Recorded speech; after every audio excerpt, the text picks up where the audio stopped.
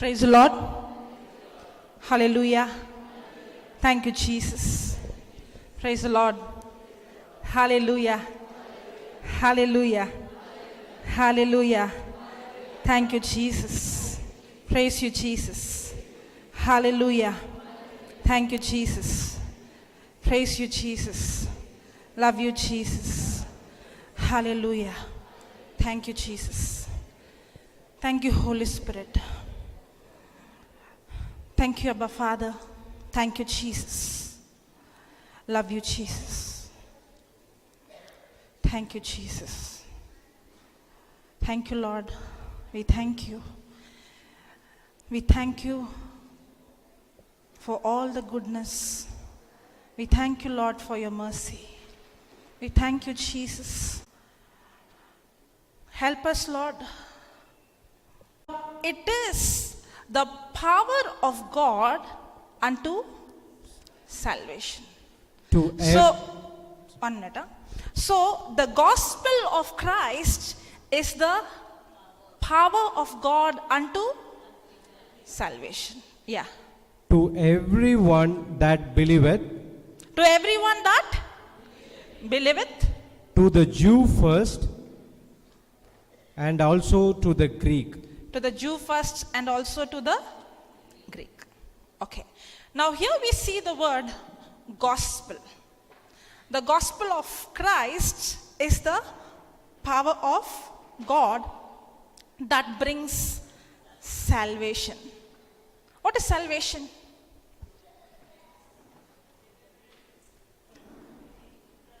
Salvation is not just forgiveness of sins. It's not just that I'm saved, I go to heaven, but salvation is the complete package of my healing, my deliverance, my protection, everything that God has given me to live a godly life. That is salvation. So what brings this salvation? The gospel of Christ. Okay. Now let's see this word gospel. What is the meaning of the word gospel? Good news. Okay. Somebody said word of God. Okay. If you see the word of God, the whole Bible, if you see, the whole Bible doesn't speak. There is a covenant in the old covenant was under a different covenant. For example, if anybody commits sin, then the punishment for the sin is very big. Yes, under the law. So is that good news? You committed sin, so you should be punished. Is that good news? So is that gospel?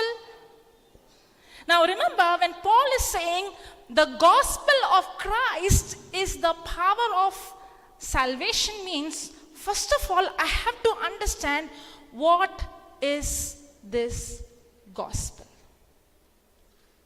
As you said, gospel is good news.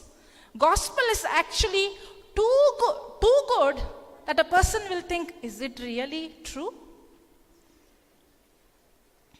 Now many people say the wages of sin is what? The wages of sin is? The wages of sin is? Is the answer right?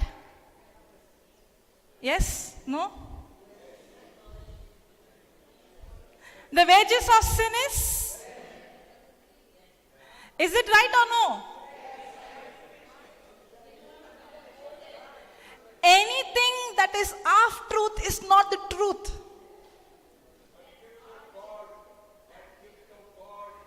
Yes. Yes. Which verse is that? Exactly. Can you read that? Now see this. That's why on the other day I was asking, did Jesus come to save us from punishment? If you're going to give that answer, it's half truth. That's not truth. He did not just come to save us from punishment, but Jesus came to give us everlasting life. In the same way, yes, the wages of sin is death. But if you would stop there and say, this is the gospel, if you're going to go and preach, oh, you committed sin, you deserve hell. Oh, you committed sin, you deserve punishment. If somebody is preaching, then that is not the gospel. Because the gospel of God, the gospel of Christ is what brings salvation. If I do not understand what is gospel, then I will not see people experiencing salvation. Can you read that verse, brother? For the wages of sin is death. For the wages of sin is death. Is there a full stop? Semicolon. Is the sentence over? No. Then how can you just take our statement and say that is the truth? The wages of sin is death, then? But the gift of God. On the day Papa was speaking, but. When you see that word, B-U-T, but, that means what comes after is the truth. Yes, the wages of sin is death, but the gift of God is eternal life through Jesus Christ our Lord. But the gift of God, a gift, there is a difference between a gift and a reward. Yes. Is there a difference between a gift and a reward? A reward is something that you earn. But a gift is given to you free. And that is the gospel of Christ. And that's what Paul is saying. The gospel of Christ is the power unto salvation. If you're going to go and preach, you did this and you deserve this, then I'm not preaching the gospel.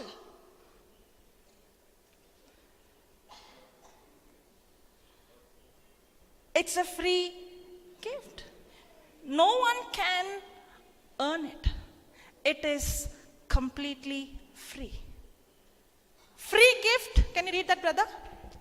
But the gift of God is eternal life through Jesus Christ our Lord. Jesus Christ our Lord. Even though the wages for sin is death, world, not just to rescue us from hell, but so that now we experience eternal life in this planet Earth, and experiencing that eternal life is a gift of God. And what is eternal life? Eternal life means to know Him, that's all. Not know about Him, but to know Him. People always ask this question, is this right or is this wrong? If I do this, is this correct? If I do this, is this wrong? It's not the question about what is right or what is wrong. It's the question about knowing Him.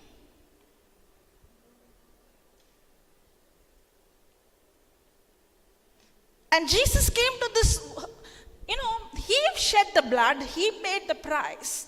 Not just to forgive our sins. No. That was not why He came to this planet Earth. We think that Jesus came to forgive our sins, to cancel our punishment. No. He wanted to restore our relationship back. He wanted to restore our relationship, that intimacy, and sin was hindering that intimate relationship, and that's why to restore and so that we get that eternal life back, so He has to deal with sin, and that's why He came to take that sin and He cancelled our punishment.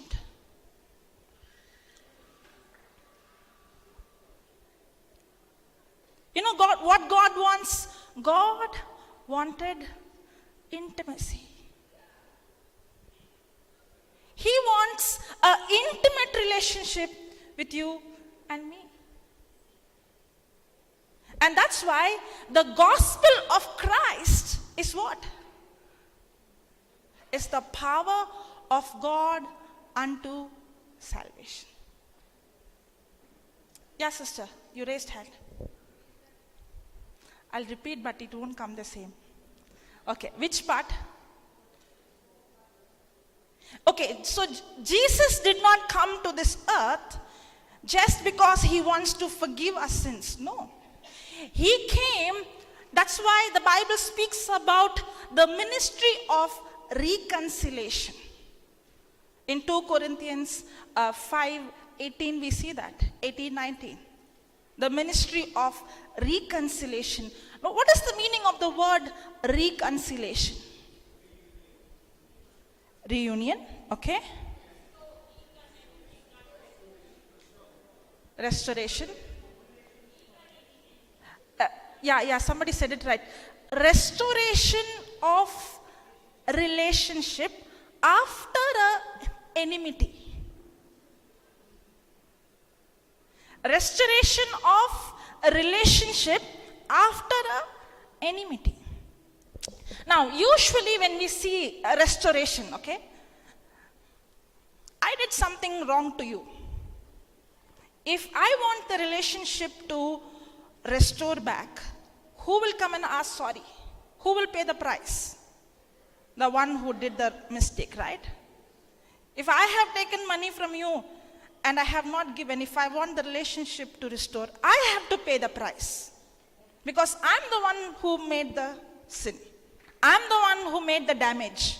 I'm the one who caused the pain. So the one who causes the pain is the one who has to pay the price. But in God's case, I'm the one who has committed the sin. I'm the one who has broken the law. I'm the one who has disobeyed.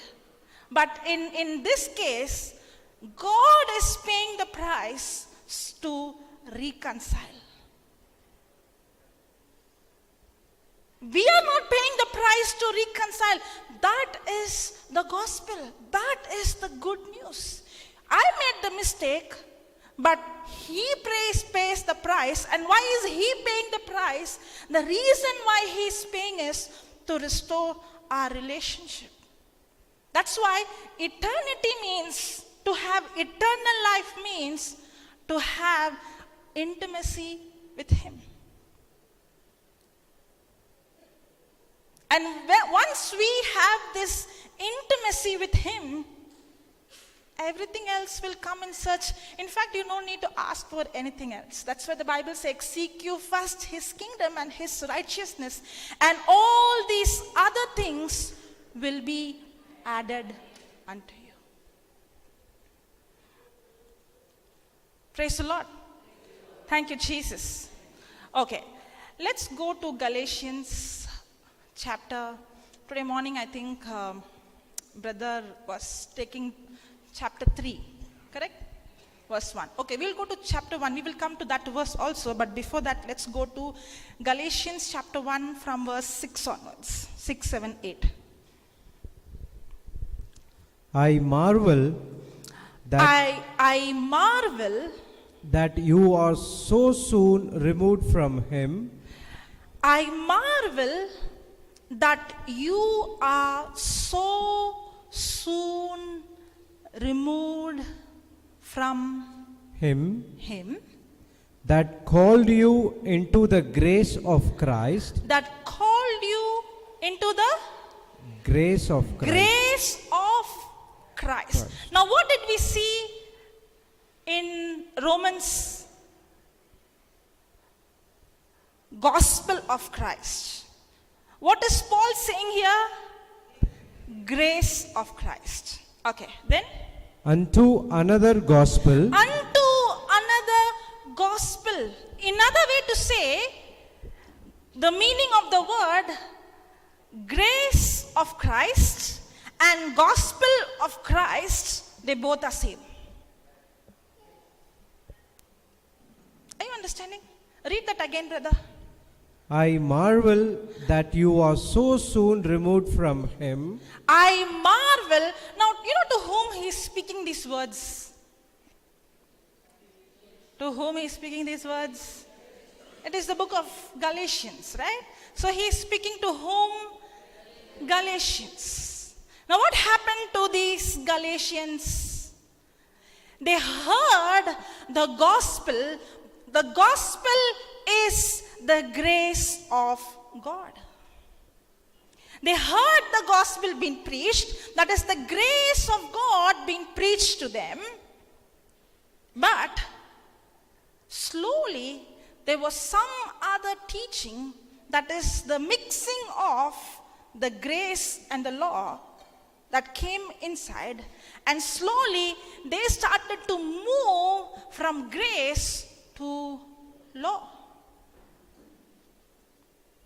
And that's why Paul is saying, I marvel. I'm so astonished. I'm so surprised. And he uses very harsh words. In Galatians chapter 3, we see how he's saying, you foolish Galatians. What kind of letter he's writing? You know why? He's saying, I will not tolerate this. Read that, brother. I marvel that you are so soon removed from him that called you into the grace of Christ, That called you into the grace of Christ, unto another gospel, which is not another, but there be some that trouble you, but there be some that trouble you. You know what he's saying? If there is another gospel, it is not gospel at all. If anybody is coming and preaching to you, now remember when he's saying gospel of Christ, he's saying grace of Christ. That means if anybody is coming and preaching to you anything other than the grace of God, then it is not the gospel. A person can take the Bible and he can come and preach to you the law. If that person is only going to preach to you the law, but not rightly dividing the word, then that is not the gospel. And that's what Paul is saying, I marvel that you have turned to some other gospel which is not gospel at all.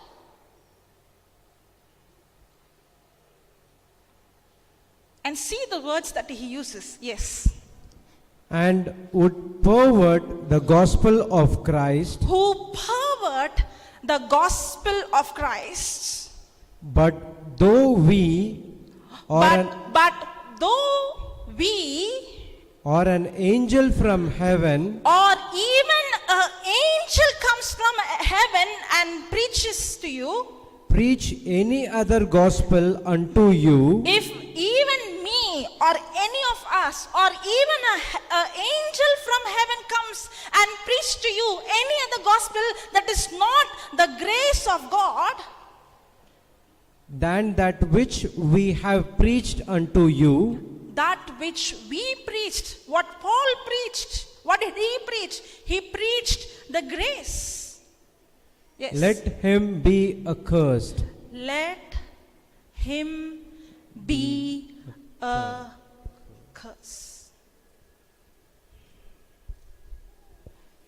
If anybody is preaching any other gospel other than the gospel of grace, then there is a curse upon that person. I'm not saying, yeah.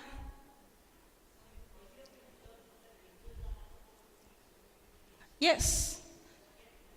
Even if it happens, yes.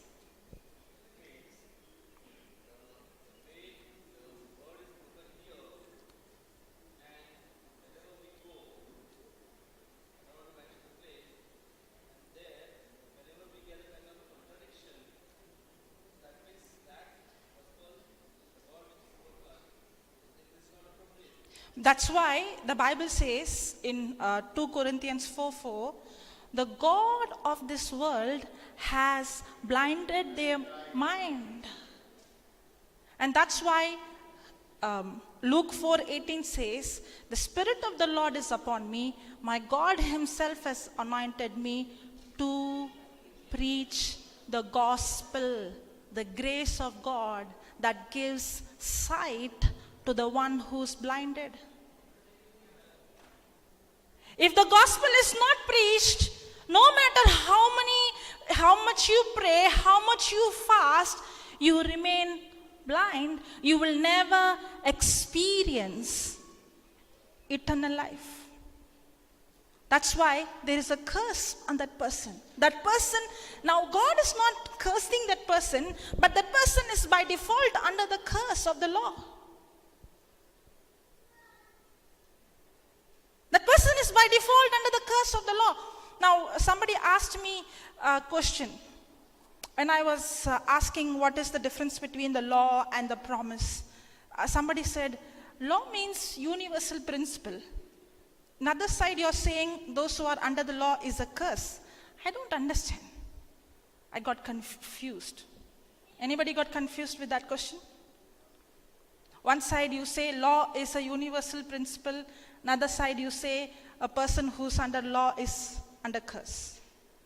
Now the meaning of this word law is, when I say law in general, it's talking about any law. For example, the law of faith. If I involve in the law of faith, then my result is supernatural. But if I involve in the law of Moses, the result is curse. So what law you apply, the result will be the same. Are you understanding now? A law, the definition of law is a universal principle. When anyone involves in it, the result is always the same. If I involve in the law of Moses, the result is curse.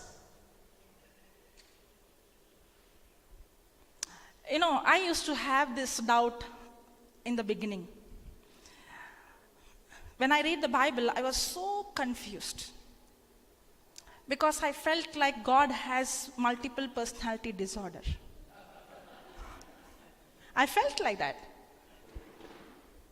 Anybody felt like me? I felt like that. I couldn't understand. One side I see this Jesus is so loving, this Jesus is so merciful, this Jesus is so kind. Even a woman who's caught in adultery, he's not judging her, but he is extending mercy. Even when he knew that Judas is going to betray, he is loving him with his whole heart. I could see this Jesus full of compassion. But another side I see a very angry God who can't even tolerate a small sin. And the same Bible says Jesus is the same yesterday, today and forever. But for me, I felt no, yesterday he's different, today he's different. Anybody like me? Huh? Yeah.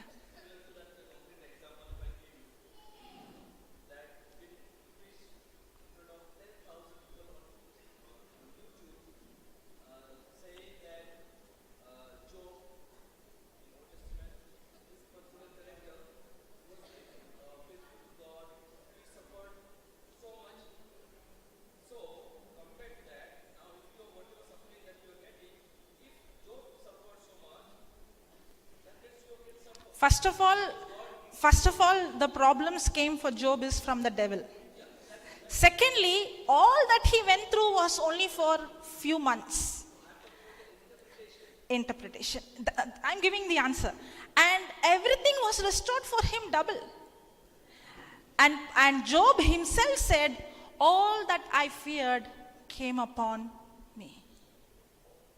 If you see in the book of Job chapter 1, I think it's verse 5. Can you read that? No. That is, he speaks about the fear in 3:25. But in Job chapter 1, verse 5, read 5. And it was so, when the days of their feasting were gone about, that Job sent and sanctified them and rose up early in the morning. See, he gets up early in the morning and offered burnt offerings and he offered burnt offering according to the number of them all. according to the number of them all. For Job said, For Job said, it may be that my sons have it sinned, may be that my sons have sinned and cursed God. cursed God. It may be. You know what is Job's imagination? Job's imagination is not that his children are man of God or woman of God. His imagination is that their sons have cursed God. His imagination was, he was praying every day, but his words was wrong. His imagination was wrong. That's why in Job 3:25 he's saying, all that I feared came upon me. It's a spiritual law again. Even though he was praying every day, was he praying with faith or was he praying with fear? Fear. It is the same for you. You might be praying for your children every day, but what are you imagining about your child? They don't listen. They don't hear the word of God. They're not interested in all these things. If you're going to speak that, that is what is going to be the fruit. Not one day. The scripture says every day Job is offering and giving offering. But in his imagination, he already saw his sons disobeying God. He already saw in his imagination that his children are destroyed. What he imagined, what he believed, manifested in his life.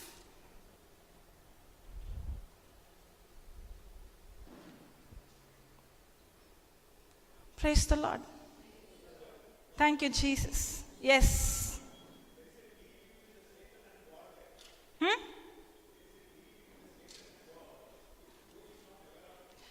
No, it is not a deal. You are saying that, it is like the police is the one will tell the thief, go and rob, and then the police will come and rescue.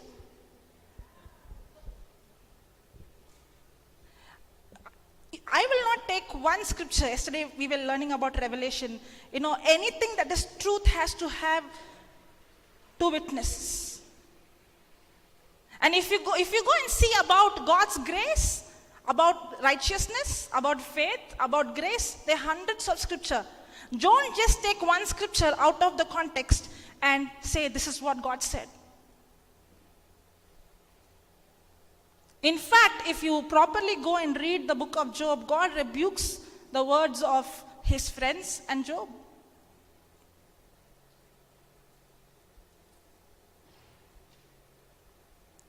Praise the Lord. You know what? Knowing God is knowing Him intimately. I remember a small incident that took place. My sister, okay, one day night,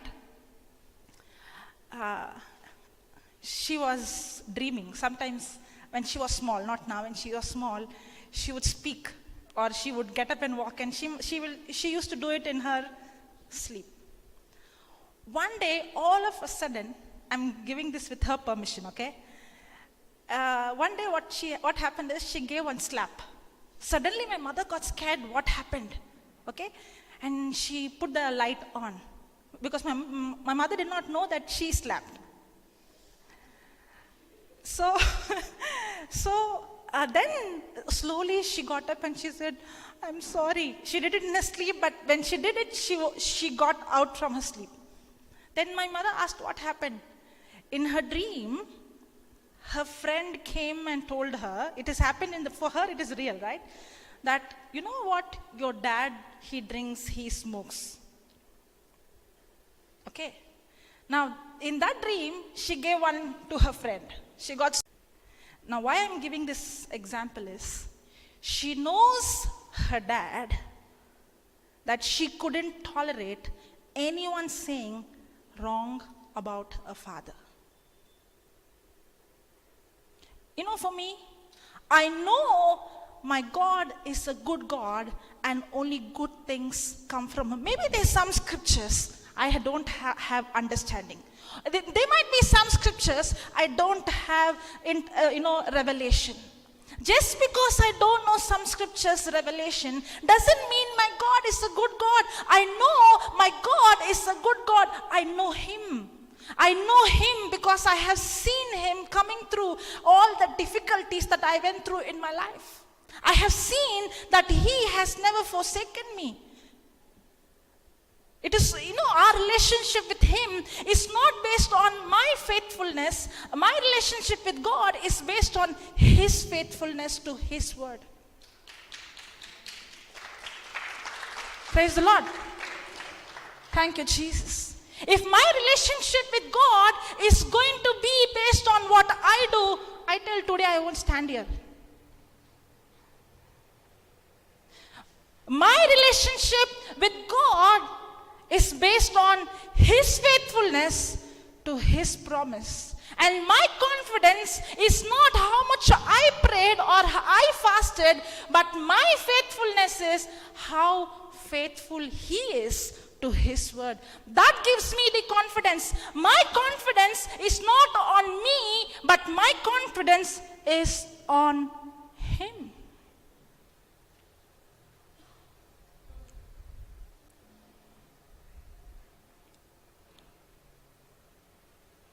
Praise the Lord. Yes.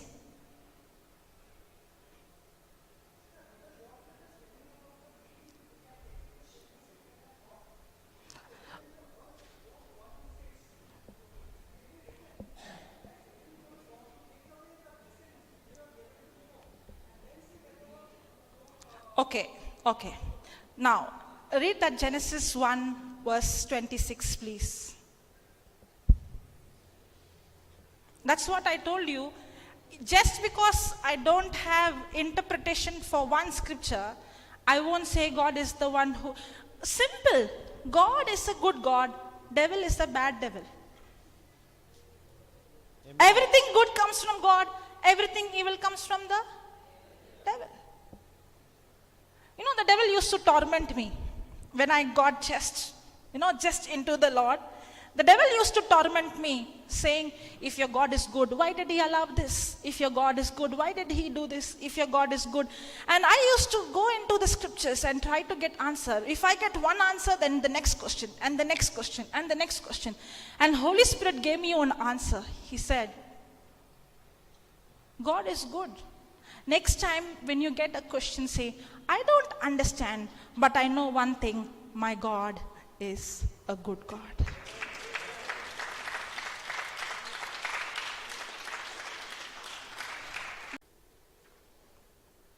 And the Bible says in Romans 5, even when you were sinners, He died for you.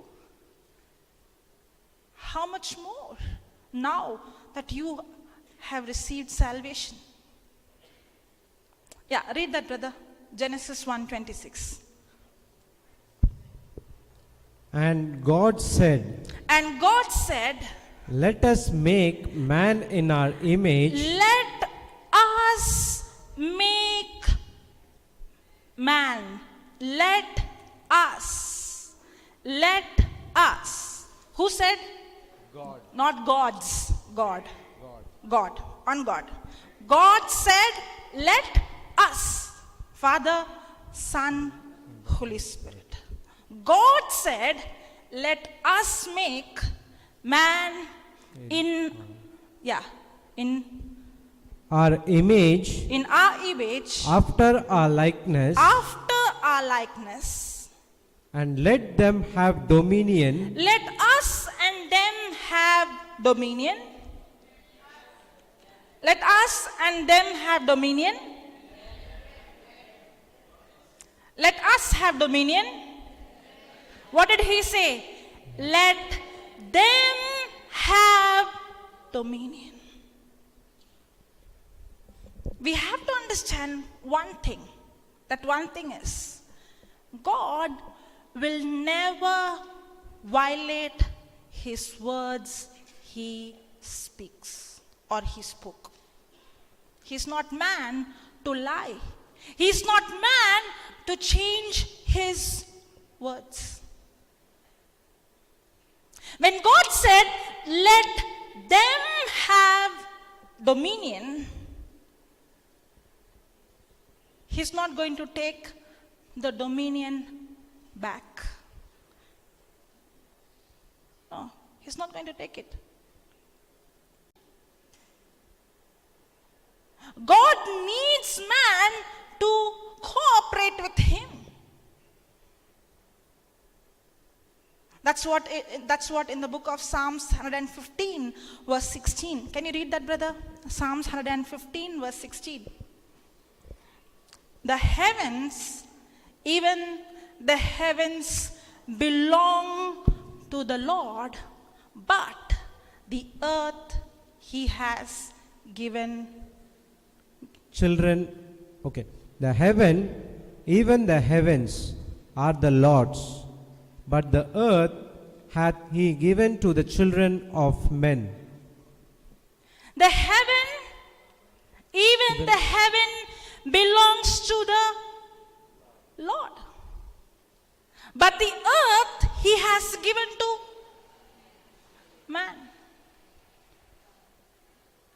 The heaven, you know what? If you see in this earth, you see poverty, you see fear, you see worry, you see evil, you see hatred. You know why? Because God is not the ruler of this world. God is not the ruler of this world. God is not the one who's controlling everything that is happening in this world. You know why God is not because he's not powerful, he is all powerful, but he is faithful to his word. Once he has given his word, he's not going to take back his word. That's why 2 Corinthians 4:4 says, the God of this world has blinded. Means what? There is another God in this world. And who made him the God? Man made him the God.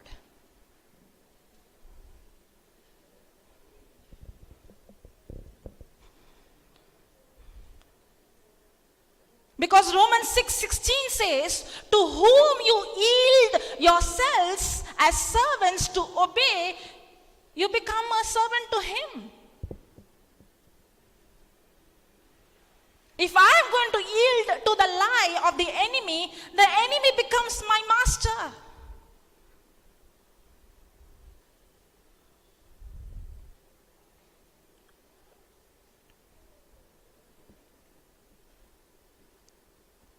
Praise the Lord.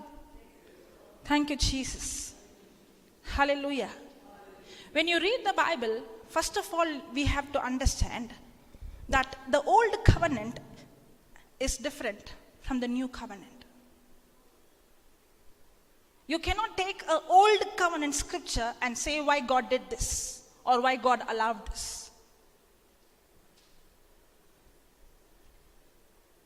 But in the new covenant, Jesus, who is God, came as man. That's why Jesus is the Son of God. At the same time, he is the Son of man. As Son of God, he has authority in heavens. As Son of man, he has authority in this planet Earth, and he has not committed any sin. And now, when Jesus died, we died with him. When he resurrected, we resurrected with him. And now he has given us his authority. Now we don't need to be anymore a slave to the devil, but because of Jesus, you and I have authority and dominion over the kingdom of darkness.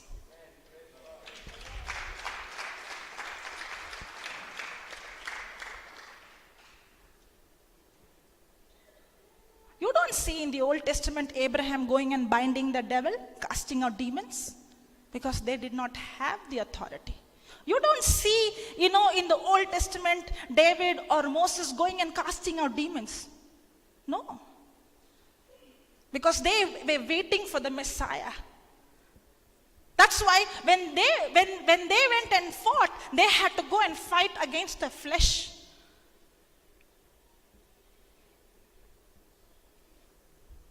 But for you and me, you don't see devil and God. That's happened to Jesus. When Jesus was casting out demons, they said the same.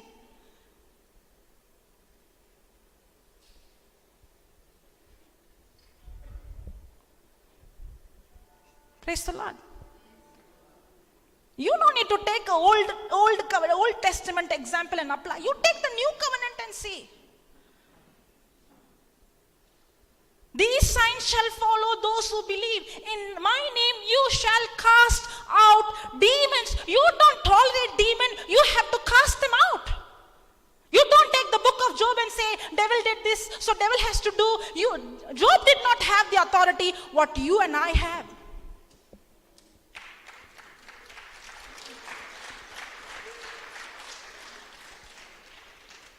Praise the Lord. Hallelujah. If you ask me, you know the whole Bible? I don't know the whole Bible, but I know Him. I know Him. He is a good God. If my sister could give a slap, I can also give. You don't dare to speak about my God, okay? I know Him.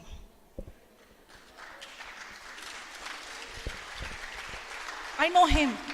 Maybe I don't understand everything, but I know that He is good. If my mother can be so good, how much more good can He be?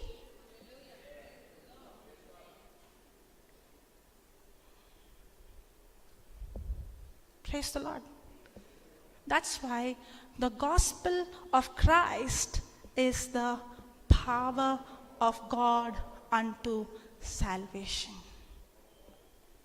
The gospel of God is the power of God, because the gospel of God is the grace of God. It is the love of God.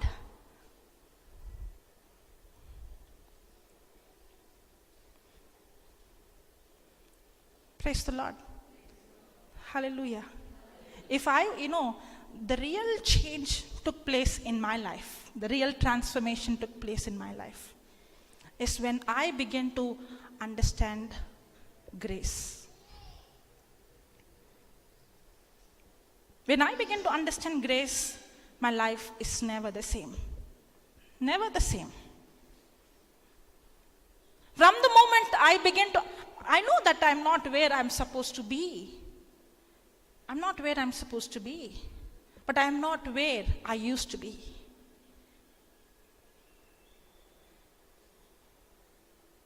If I would have not understood grace, I would have been struggling with my self-effort, with my hard work, in guilt and in condemnation.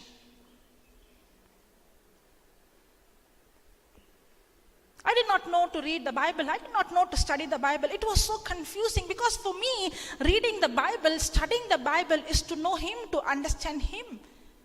I don't read or study the Bible to get knowledge. I read the Bible to know a real person. On those days when they used to write letter, when you read the letter, you are seeing the heart of the person, right? And there's some letters, I see my parents keep letters, even the person is no more, but the letters are still there. Even though it is already in their heart, they still go and read. You know why? When they read that letter, they could see the heart of the other person. That's how you study the Bible. It's not just to get knowledge. It is for you to have a relationship, intimacy with Him, to know this real person.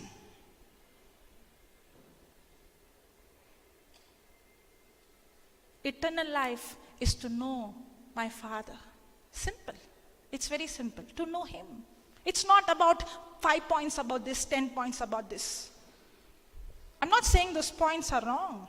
But it is not all about those mechanical way of these steps has to be followed. No. It's much more than that. It is a relationship with Him.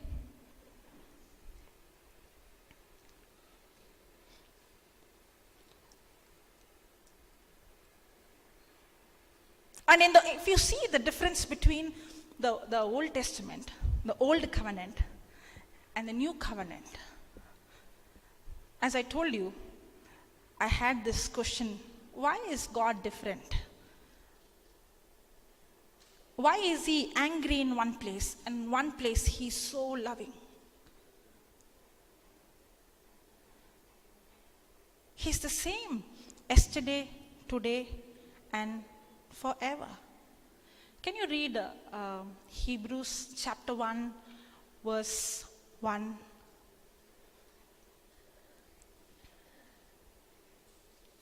Hebrews chapter 1, verse 1.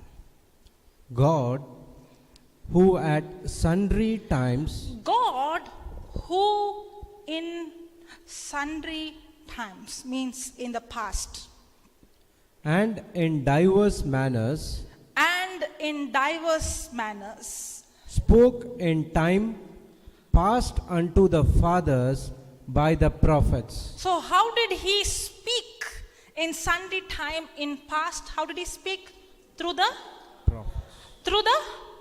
prophets. Hath in these last days But in these last days spoken unto us by his Son, spoken unto us by his Son. That means in the old covenant, you see God is speaking to Moses, God is speaking through Abraham, God is speaking to the prophets, correct? But now in the last means after the resurrection of God is the end times. After the resurrection of Jesus, the time of Holy Spirit is the end times. In the end times, he is speaking to us through his Son. Then whom he has appointed heir of all things, by whom also he made the worlds. Then Who being the brightness of his glory, who Jesus being the brightness of his glory and the express image of his person, and the express image of his person. and uploading Okay, some translation says the exact representation. Can you say which translation is that? RSV. The exact imprint of God. The exact imprint of God. You know what is the scripture saying? Even though God spoke to us through the prophets in the Old Testament, now in the end times, God is speaking to us through his Son, and his Son is the only person who is exactly representing God. There is nobody in the planet Earth has represented the true nature and character of God. If you want to know God, then only through Jesus you know him.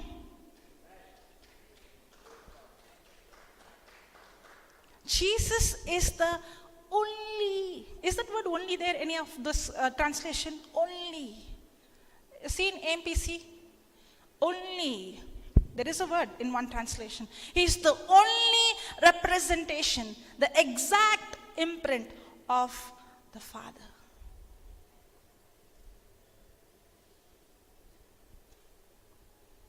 You don't take any person in the Bible and say why God did this.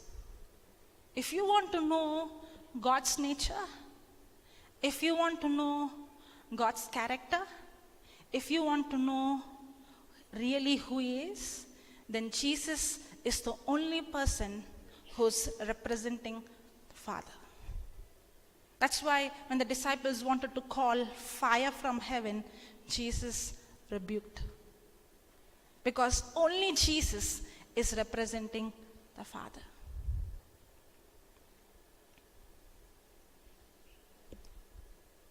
Praise the Lord. Thank you, Jesus. Hallelujah. Okay. Now, we see the law of Moses.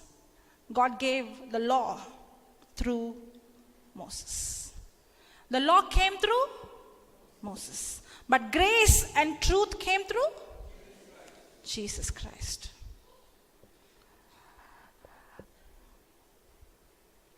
Why did God give the law?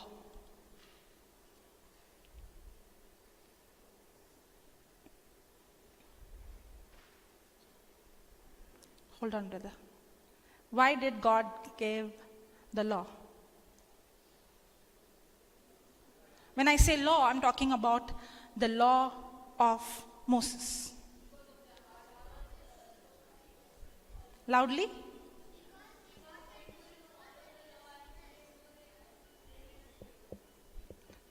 Yes, correct. Anybody else? Yes, yes.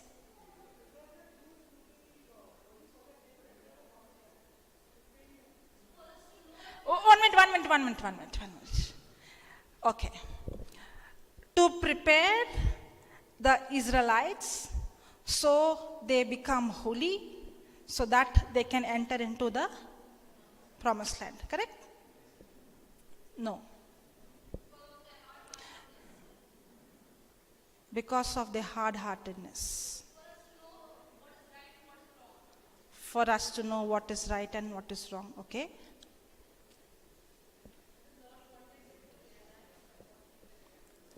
God wanted them to?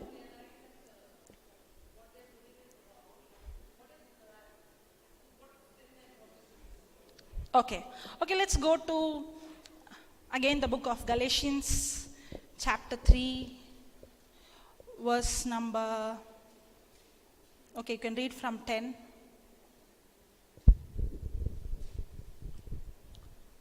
For as many as are of works of the law, For as many are the works of the law, are under the curse. are under the, read that again. For as many as are of the works of the law are under the curse. So if anybody who's under the law is under a curse, then? For it is written, Cursed is everyone that continueth not in all things which are written in the book of the law to do them. Read that again, brother. For it is cursed, cursed is everyone Cursed is everyone that continueth not in all things that continueth not in all things. Means, if you see in the old covenant, in the book of Deuteronomy 28, if you do this, you are blessed. If you don't keep the law, then you are under a curse. Correct? But the condition in the law is, if you keep 99.99 and if you fail at 0.01, you are guilty of the whole law. That means there is no one who has kept the law. It is in, I think, James 2:10. Can you read that? James 2:10 or 2:20? I think it's 10th verse. 2:10. Read that. For whosoever shall keep the whole law and yet offend in one point, but yet offend in one point, he is guilty of all. He is guilty of all. That means you can be so holy that you keep all the law, but if you fail at one point, you become guilty of all. Then why did God give the law? Read that, brother. Continue to read.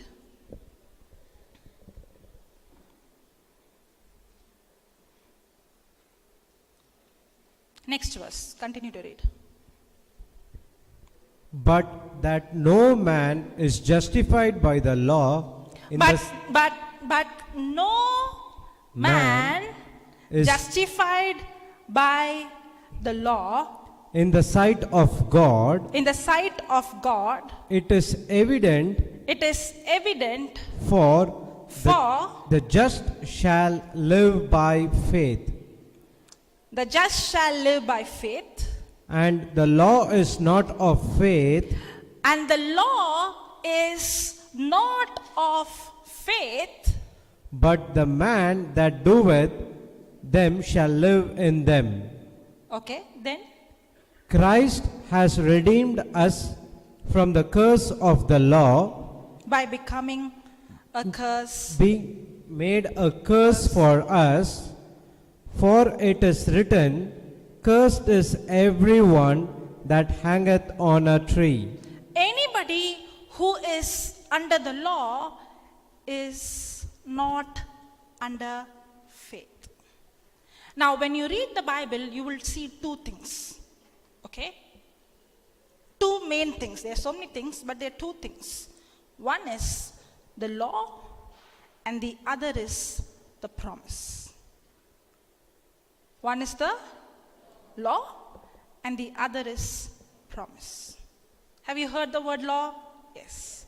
Have you heard the word promise? Yes. Do you know the difference between it? Yes? Yes? No? Yes? What is the difference between the law and promise?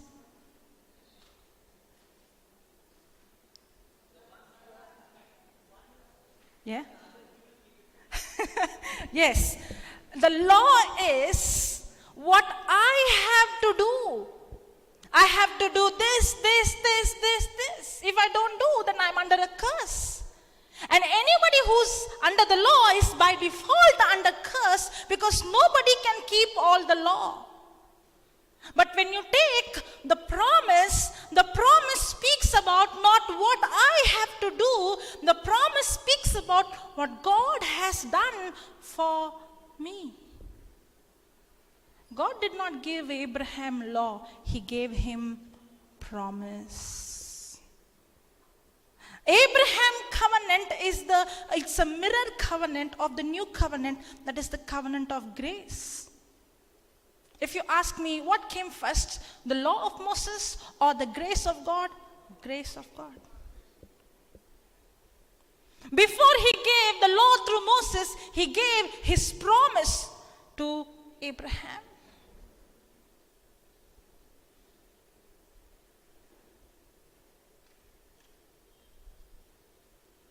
Under the law, it is about my performance, what I have to do. Under grace is what God does, and it is all about my believing in what he has done for me.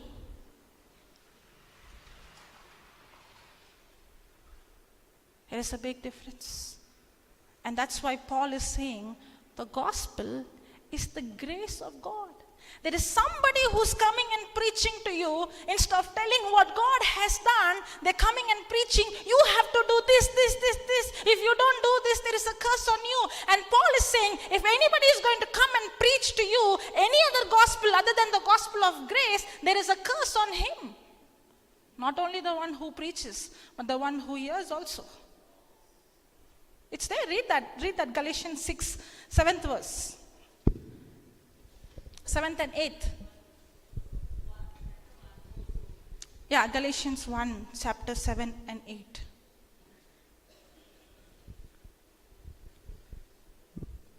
Which is not another, but there be some that trouble you, that would pervert the gospel of Christ. But though we or an angel from heaven preach any other gospel unto you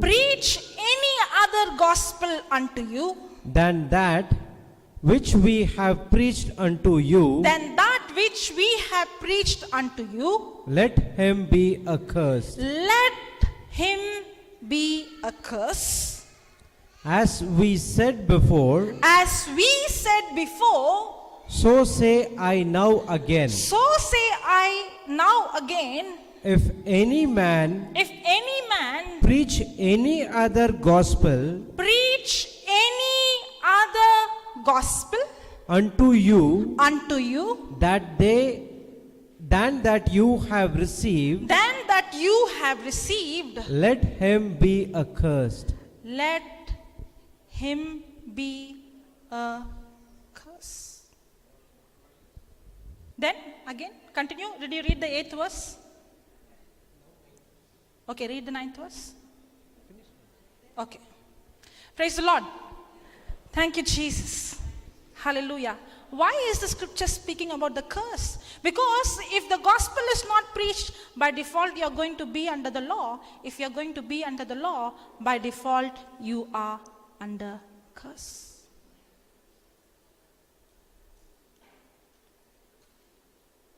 In the Old Testament, the law was given. If you keep the law, you are blessed. If you disobey the law, you are cursed. You know, in the New Testament, obedient and the Old Testament obedient is not the same.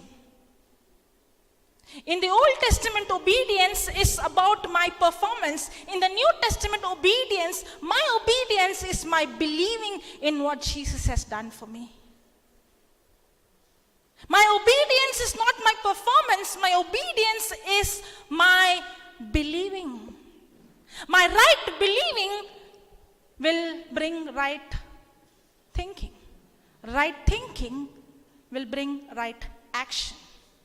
But if you try to change your action, that right action will not change your wrong thinking or your wrong believing. You try to change your action, you're trying to clean your set from outside when you're corrupted inside.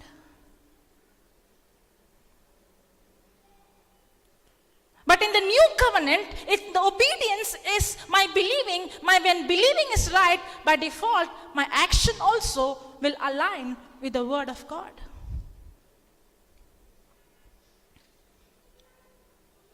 Can you take Romans 3:19?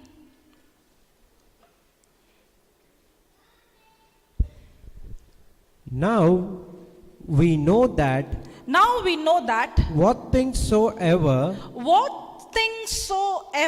the law said, it is said to them who are under the law, whatever the law was spoken, it is said to them who are under the law, that every mouth may be stopped. Why was the law given?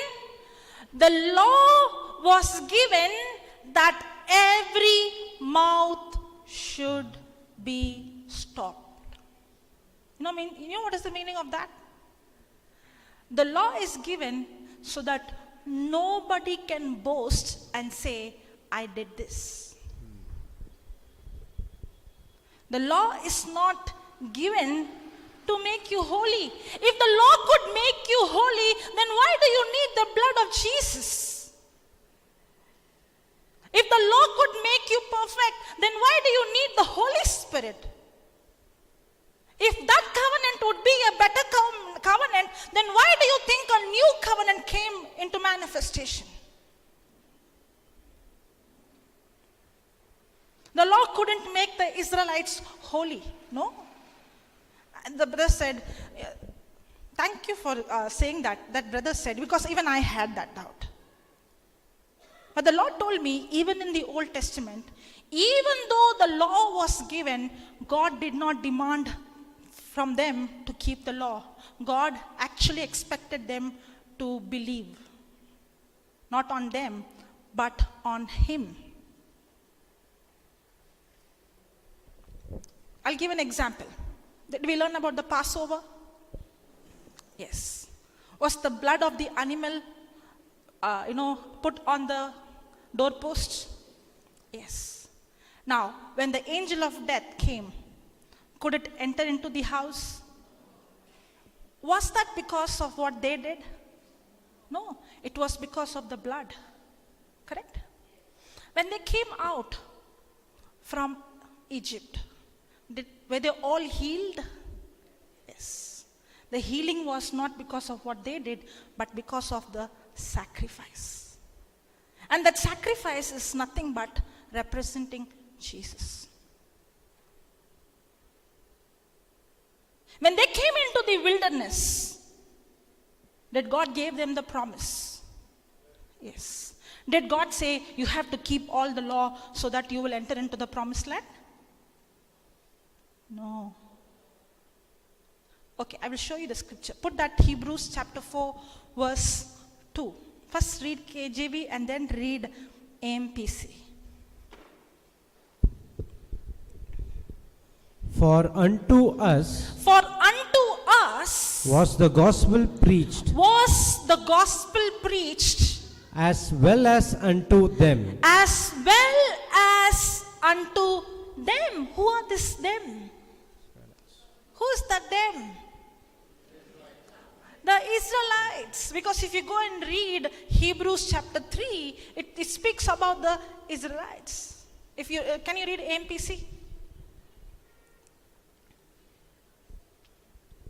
For indeed we have the glad tidings, gospel of God, proclaimed to us, just as truly as they.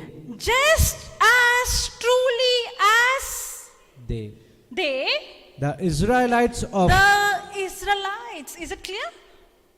So the gospel is preached to us just like it was preached to them, and for them the gospel is the Passover lamb and the promised land that was given to them. Now read KJV.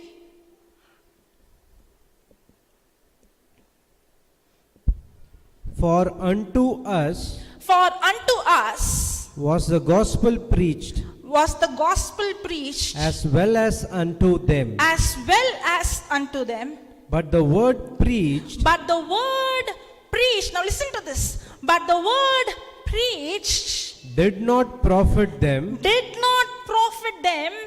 not being mixed with faith, because they did not keep the law. Because they did not keep the law. Even though the law was given, God did not wanted them to receive anything by the law. In fact, when the law was given, He also introduced the animal sacrifice. Because He knew none of them can keep the law. They have to come to a point, Lord, we need mercy. We can't keep this law. You know what that the Lord did? The law actually brought them to the Messiah. And when the animal sacrifice was given, that animal sacrifice is representing that you cannot keep the law, but the blood of the lamb is what is going to cleanse your sin. There is nobody in this planet earth can keep the law. God did not expect the Israelites to keep the law. God expected them to believe the promise, not keep the law. Because God is going to expect that, then they will never ever enter.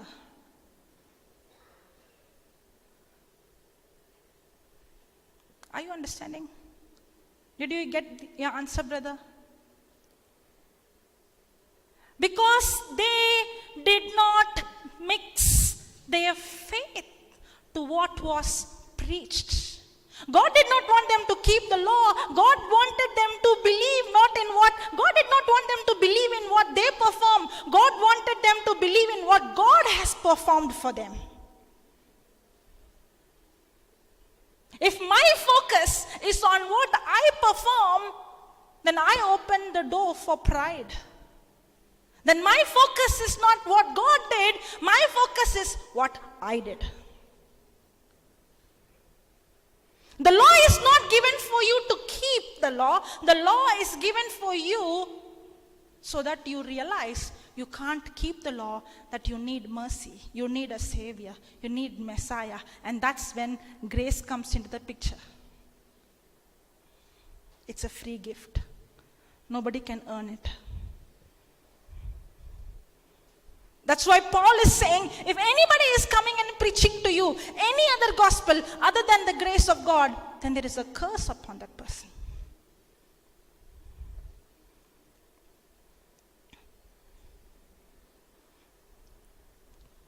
Praise the Lord. Thank you, Jesus. Hallelujah.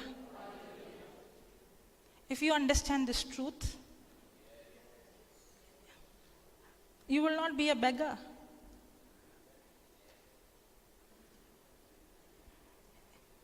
if you see the meaning of the word grace, what is grace?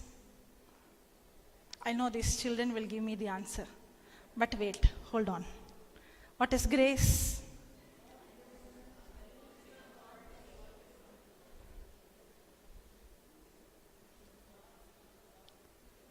I could only see very few people saying, yeah? What is grace? Yeah, I'll give the children chance. Grace?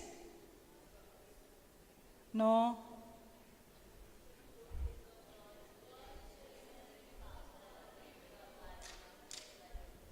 God's, you can write down, those who don't know, write down. Grace is God's willingness. God's willingness to use His power,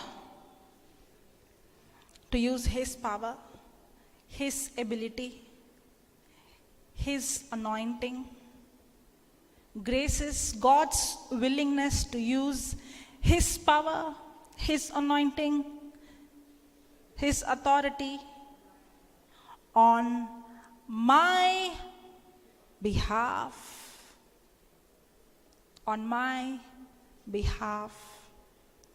even though I don't deserve it.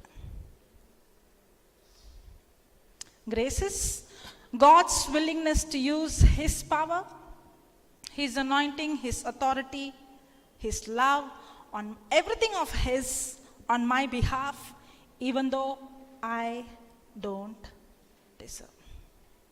Is grace and mercy the same? Is grace and mercy the same? But most of the time we think, right, it's same. It's not the same. What is the difference between grace and mercy?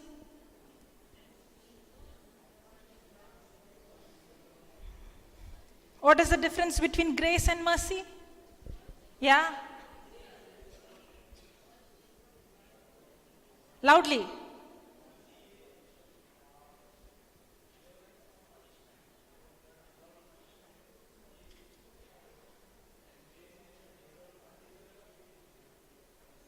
Yes, correct. Okay. Mercy is, see, if God would give me only mercy and not grace, it is like my sins are forgiven, but the power to overcome sin is not given. Mercy is God not giving me what I deserve. Mercy is God not giving me what I deserve. What I deserve? I deserve punishment. And because of His mercy, He is cancelling my punishment. That is mercy. But what is the use if He is only going to cancel my punishment, but He is not going to give me the power to overcome sin? Are you understanding? So God's mercy is, and when you say God's mercy, He cannot just cancel the punishment. If He is going to cancel the punishment, somebody has to pay the price. God's mercy means He chooses to pay the price that I have to pay. And that's how He cancels my punishment. That is mercy. But He doesn't stop just with mercy. He goes one step further and He says, He's giving me what I don't deserve. Grace is God giving me what I don't deserve. For example, there is a small child. The teacher has to punish the child. So the teacher is showing mercy and saying, okay, I'm not going to punish you. The teacher goes one step further and gives chocolates and toys. The child doesn't deserve it. God is not just cancelling our punishment, but He has given everything of His to us. He has given us His ability. He has given us His power. He has given us His authority, which I don't deserve. It is a free gift.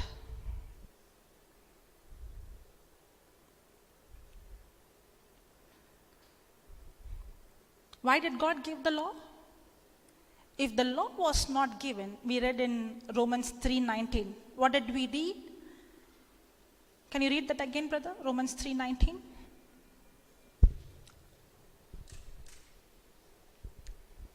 Now we know that Now we know that what things soever the law said, what things soever the law said, it said to them it was said to them who are under the law, who are under the law, that every mouth may be stopped, that every mouth should be stopped. The law was given to stop everyone's mouth. Simple. You know, in the Bible, there is a rich man who comes to Jesus. Have you heard it? He comes and he tells, what does he say? Master? Good master? Huh? Okay, what is his question? What should I do? What is his question? What should I do? If the question is what I have to do, what I have to do is I have to keep all the law. Yes. If you keep all the law, you are going to be righteous. But the problem is, nobody can keep all the law.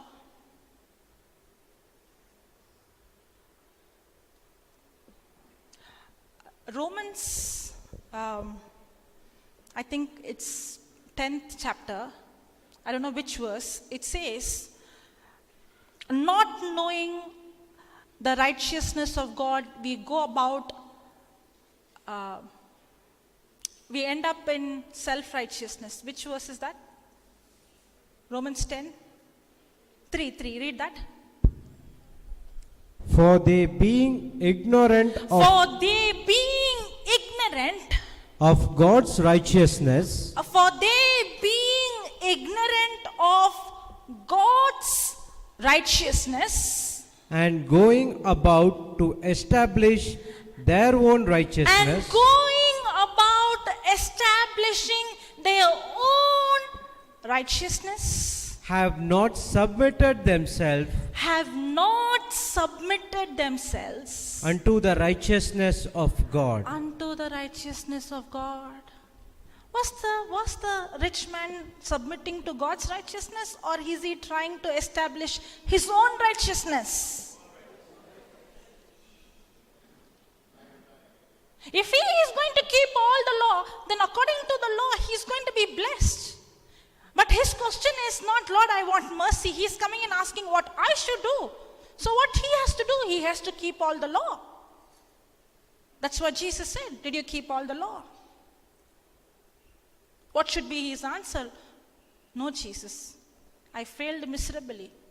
And that's when he would receive mercy and grace. But he disqualified. You know why? Because he said a lie. He said, I kept all the law. He's a liar. And Jesus had to prove to him that he violated the very first law. Because when the option was given, God or money, he chose money, not God. The very first law. He violated the very first law.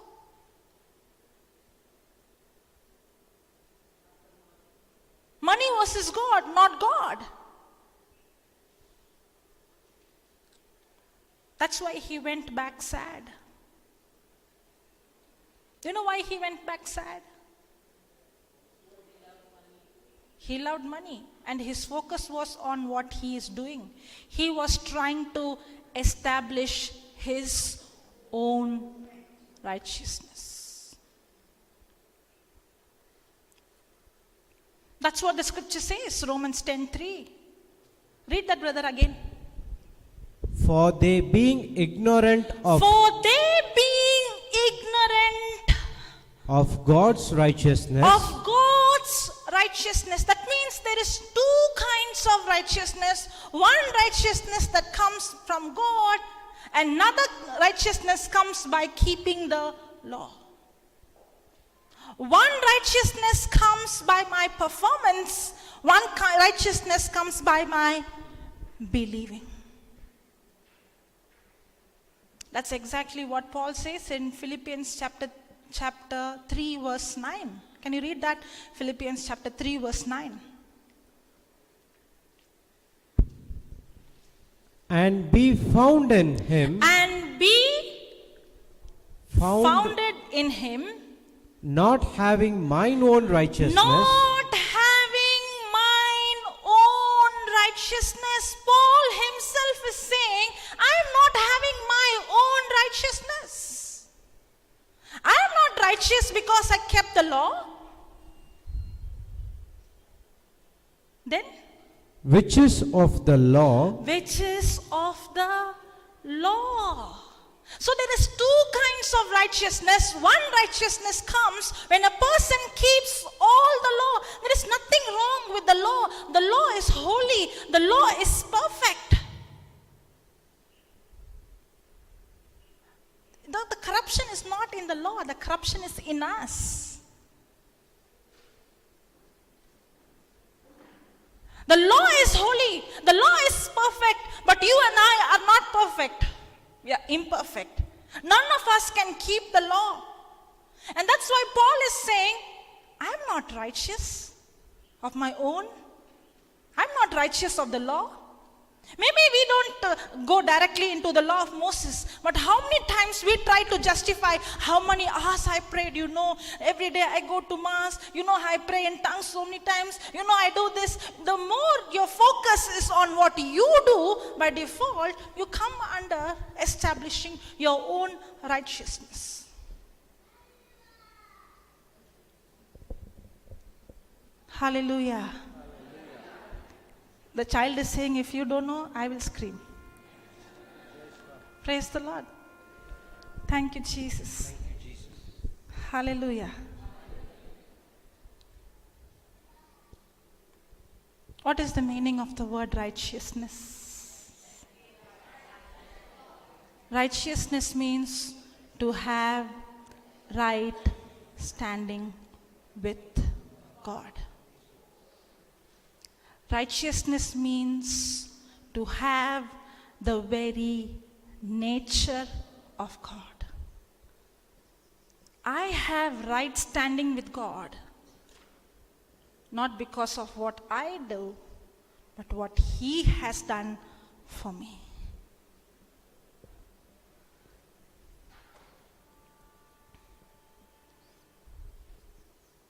If you read that Philippians 3, 9th verse, the previous verses, Paul speaks about his, he comes from such high class Pharisee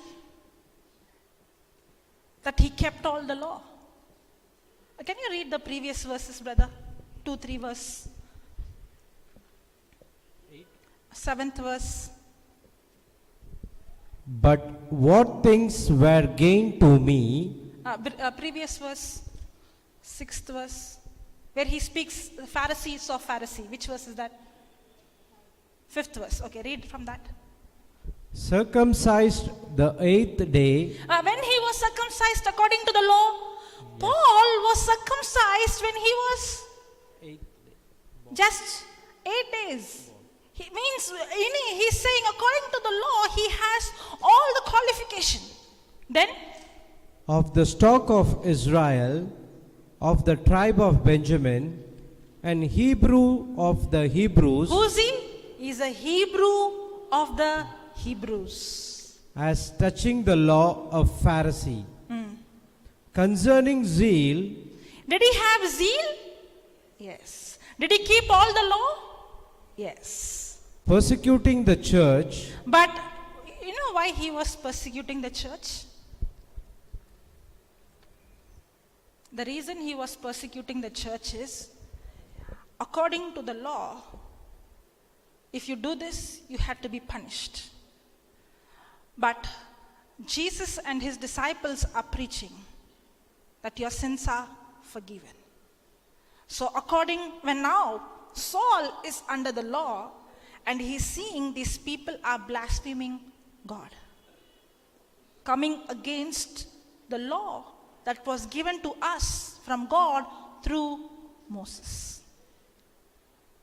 He saw them as evil people corrupting the law of God. That's why he was persecuting the church. If you go and read all the books of Paul, okay, Galatians, Romans, all these books, he again and again and again speaks about grace, grace, grace, grace. And he gives you the understanding of why the law is given. You know why? Because when he was Saul, he had the scriptures, he had the promises, he had the law. But he did not have the interpretation. But when he encountered Jesus, and when he received the Holy Spirit, now he already had the scriptures in his heart, he already had the law, but he did not have the revelation. That's why the question is, if the law said so, then how can Jesus say this? And that's when he gets the revelation why the law is given. And that's what he writes in his letter. He actually gives the interpretation of the old covenant law.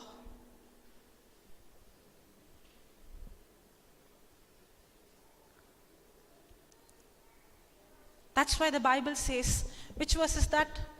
Skillfully dividing the word. 1 Timothy 3,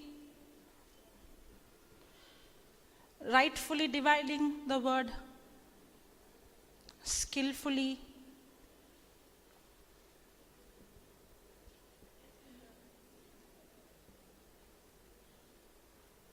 Praise the Lord. Thank you, Jesus.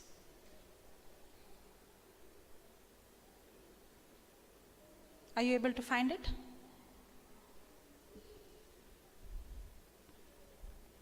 Okay. Praise the Lord. Yeah, 2 Timothy 2:15. Okay, read that. Thank you, sister. Yeah. Study to show thyself. Study to show thyself. Approved unto God. Approved unto God. A workman that needeth. A workman that needed not to be ashamed. Not to be ashamed. Rightly dividing the word of truth. Rightly dividing the word of truth. Can you read that in AMPC?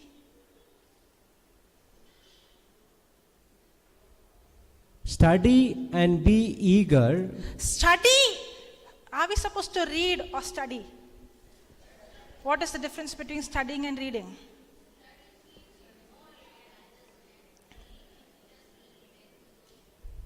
Do you study or read for exams? When you study, you can recall. When you read, you don't recall. Correct? Okay, study. And be eager. And be eager. And do your utmost to present yourself to God. Do your utmost to present yourself unto God. Approved. Tested by trial. A workman. Who has no cause to be ashamed. Correctly analyzing. And accurately dividing. Rightly handling and skillfully teaching.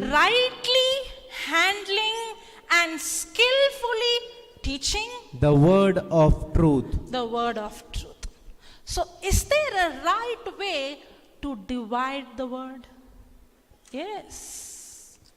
You can't just take a scripture and say the Bible says you should rightfully divide the word. You can't just take any scripture and say God said that. You should see under which covenant, under which context has God spoken this. There is right way of dividing. That means there is a wrong way of dividing also.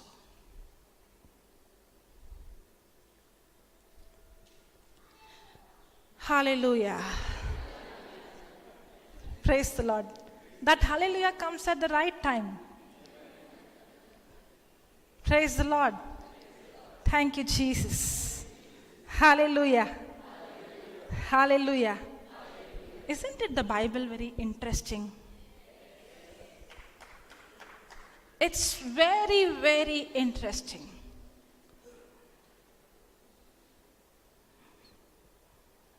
If only you understand.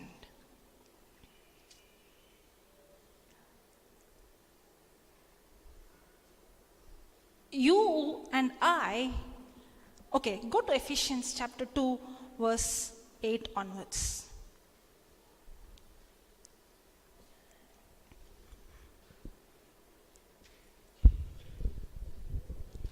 For by grace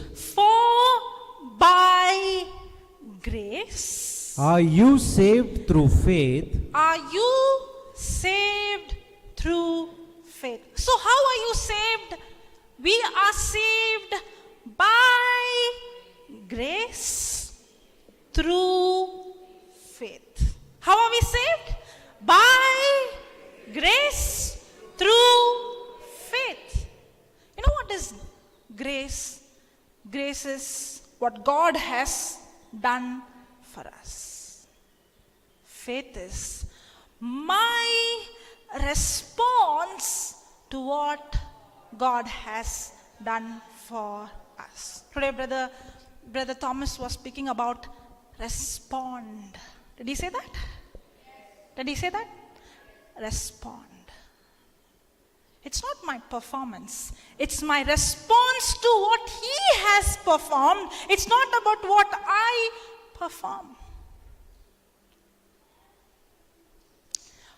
My response to a situation determines what happens next. Let me say that again. My response to a situation determines what is going to happen next.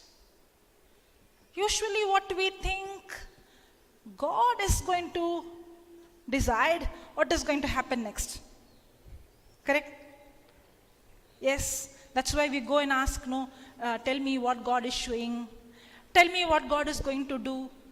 It's not the question about what God is going to do. God has already done. It's done. It's complete. It's not about what He is going to do. It's about how are you and I going to respond to what He has done for us. And what He has done for us is His grace. It's not based on what I do. It's a free gift.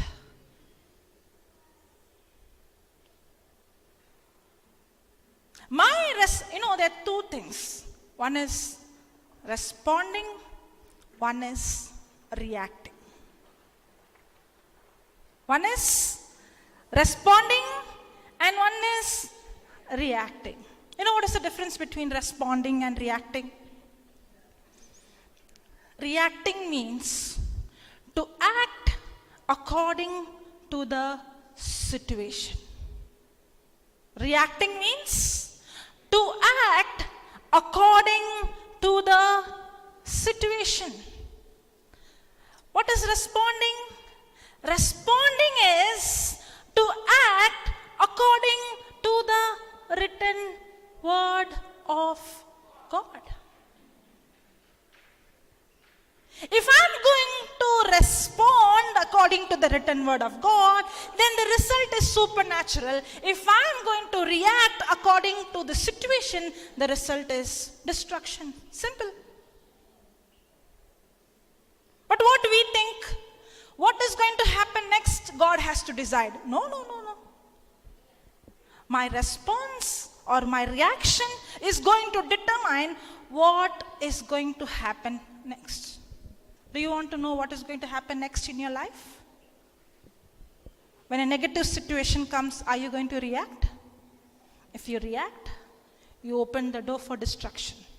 If you respond, you are responding to what grace has done for you. You know, when you see the example in the Bible, Jesus was in the boat, in the ship with the disciples. And suddenly there was a big storm. And water entered into the ship. And Jesus was sleeping in the hinder part of the ship. Correct? I wonder how he was sleeping in the swimming pool. Okay. If you were in the place of the disciples, will you go and wake up Jesus or not? Yes? Yes? Yeah. When they went and woke Jesus, did Jesus say, "Well done, you woke me at the right time"? Did he say that? "Well done, thank God you woke me at the, otherwise we all would have been sinking by now"? Did he say that? What did he say?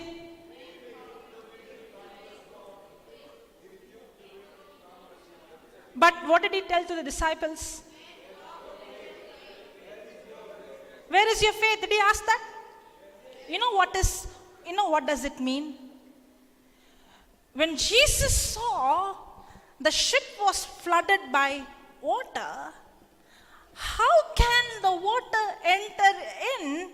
If the water entered in, that means you all have reacted to the situation instead of responding. It is your reaction to the situation brought the flood inside the boat.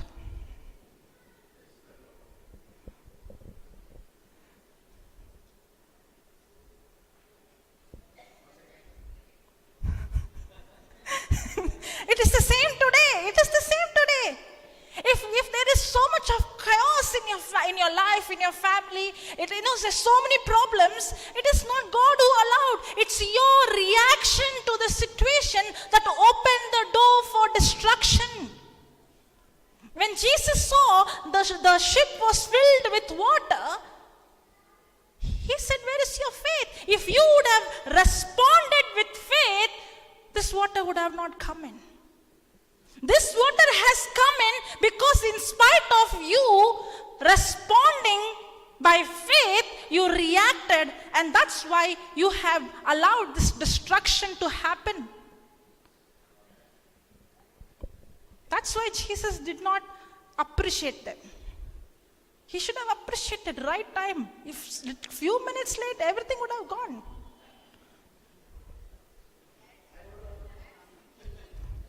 Yeah?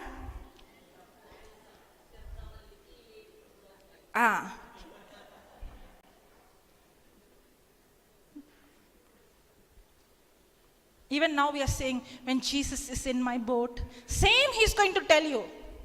He's not going to smile at you. He's going to say, "Where is your faith?"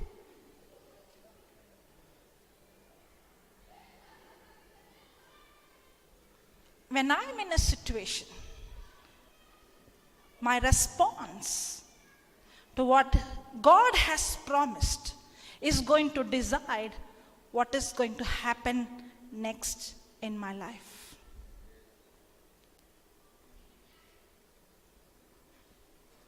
We think we pray, then God will change his mind.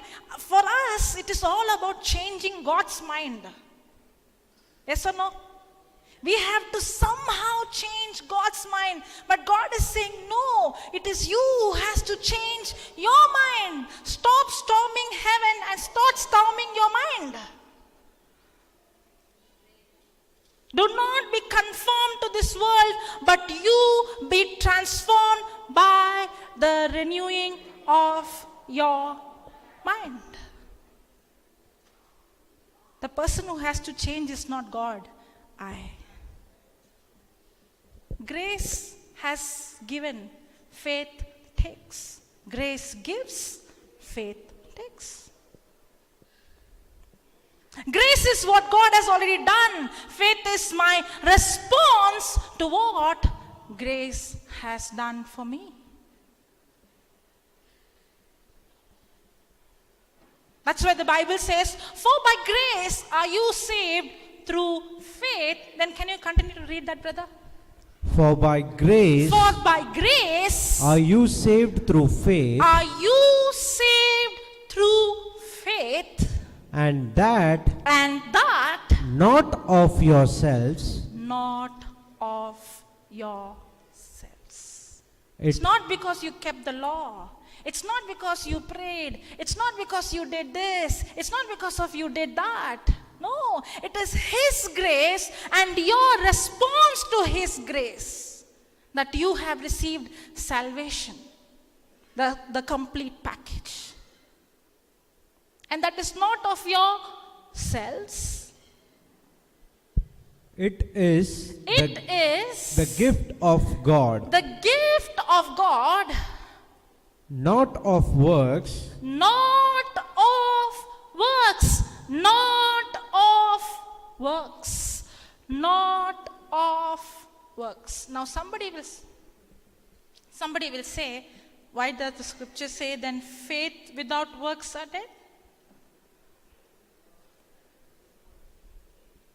One side the scripture says not of works, and the other side the scripture says faith without works is dead. They are both different works.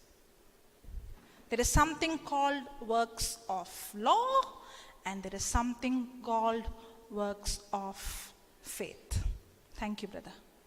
Something called works of the law, and there is something called works of faith. They both are entirely different. The works of law is called dead works. You know what is dead works? Anything that you do with your own ability is dead work. Anything that you do without God is dead work. Paul says this very, very beautifully. He says that in 1 Corinthians chapter 15, verse 9 and 10.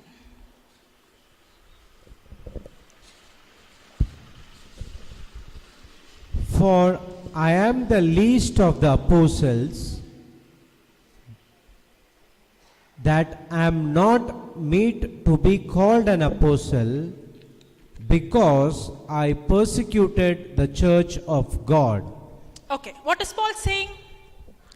I am the least of all the apostles. Why is he saying I'm least? If Paul is going to see himself in the flesh, he is a murderer. He was the old man, correct? Did he persecute the church? Yes. Yeah, read that, brother, again, 9th verse. For I am the least of the apostles, that am not meet to be called an apostle. I am not even fit to be called an apostle. Because I persecuted the church of God. The church of God. But by the grace of God. But, you see, that word but cancels everything that comes before the but. Yes. Yes, I did this. But by the grace of God. How?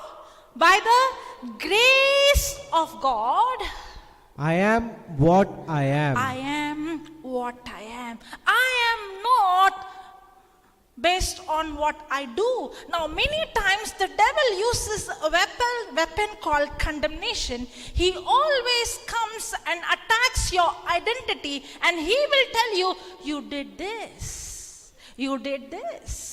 You spoke this. And the devil always want to come and tell you your identity is based on your behavior. Your identity is based on your action. But my identity is not based on my action. That's what Paul is saying. If I would see my action, I am disqualified. Today what I am is not based on what of God. Praise the Lord. The devil is a liar.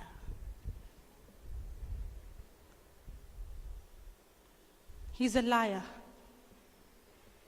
He wants to attack your identity.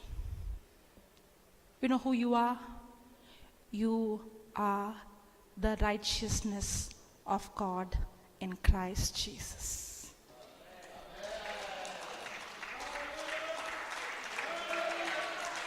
Hallelujah. Thank you, Jesus. Hallelujah. You are sanctified. You are redeemed. You are washed by the blood of Jesus. That's what Paul is saying. If you would see my qualification, if you would see me based on my action, I am disqualified. If you would see my past, I'm the least of everyone. But today, what I am is not based on what I performed or what I did. But today, what I am is the grace of God. But he did not stop the statement. He did not complete it. Can you continue, brother? But by the grace of God, but by the grace of God, I am what I am, I am what I am, and His grace, which was bestowed upon me, was not in vain. Now, stop. But the grace that is bestowed in me is not in vain, means today I am what I am is not because of my works, but because I receive that grace. I'm not going to waste the grace. I'm not going to allow that grace to go vain, but I'm going to use that grace for maximum. And now a person who's tapping into the grace is also working, but not working with his own willpower, but he is working with the ability of God. That is the works of faith. I don't think they understood.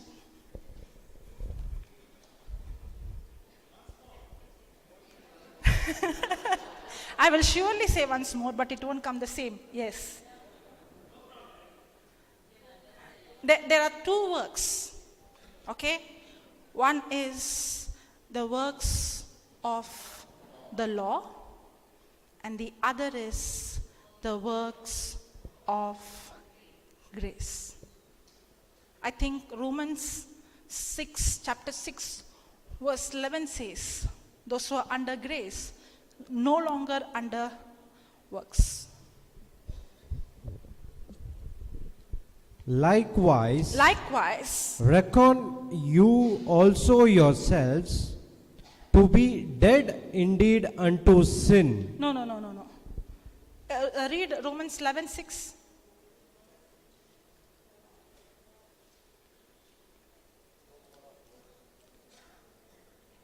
And if by grace.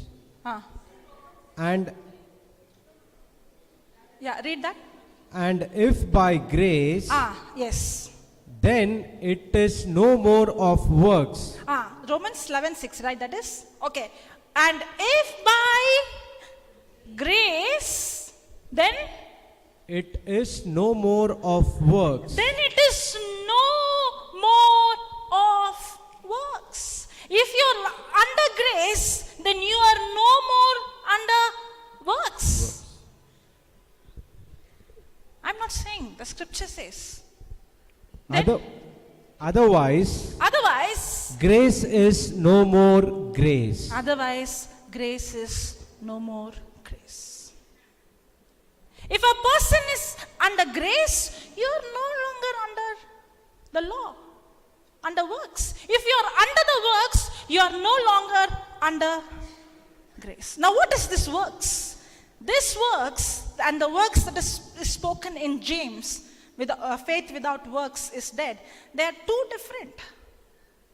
That's why the Bible says, rightly divide the word. Even in Hebrews 4, the Hebrews 4 verse number 10 and 11 or 9 and 10, it speaks about, the 9th verse says, labor,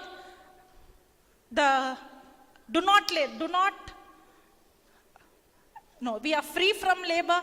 And the 10th verse, the 11th verse says, let us labor. It talks about two works. Okay, let us go to that verse. I don't want to confuse you. Hebrews 4, 10 and 11. For he that is entered into his rest, And for he that is entered into his rest, he also has ceased from his own works, So the one who has entered into this rest is ceased from his own works. Can you see that word again and again? If you are under grace, you are not under works. If you have entered into rest, you have ceased your works. But it did not stop there. Then, as God did from his. Let us labor. let us labor. See, the previous verse he's saying, we are ceased from works. The next verse he's saying, let us labor. Are you seeing two kinds of works that the Bible speaks about? Let us cease from the works is talking about ceasing from our own works, that is trying to perform, to do this, so that I will get approval from God. We are no longer under the works of the law. But there is another work, and that work is not, I'm not going to do something to get something from God, but this works of the faith it is the result of what I have received. Because I am blessed, because I believe that Jesus died for me and he has given me his grace, he has given me his authority. Now I go and lay hand on the sick and cast the demons out. That is the works of faith. Because I have the authority, I open my mouth and speak faith, and what I speak come into manifestation. That is the work of faith. Because I believe that I am blessed with every spiritual blessing, because I believe that Jesus has taken my poverty in my place, he has become poor so that I might be rich. I believe that, so now I give what I have, not because I am not giving what I have in my physical hand, but my giving is based on the believing of what the scripture says. The works of faith is the works of believing in what he has done, not based on what I do.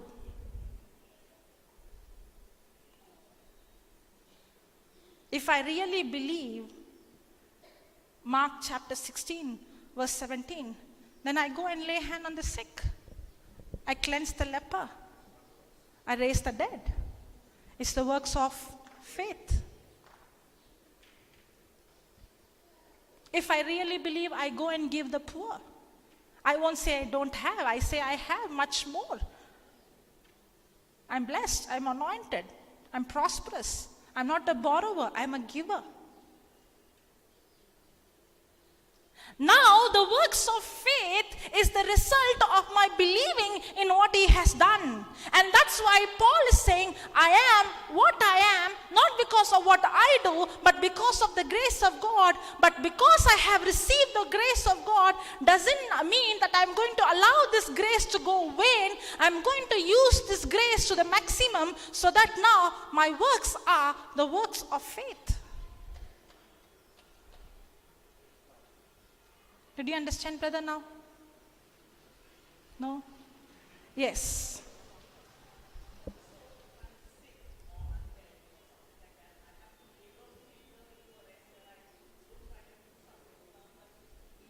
So your labor is not to get the healing.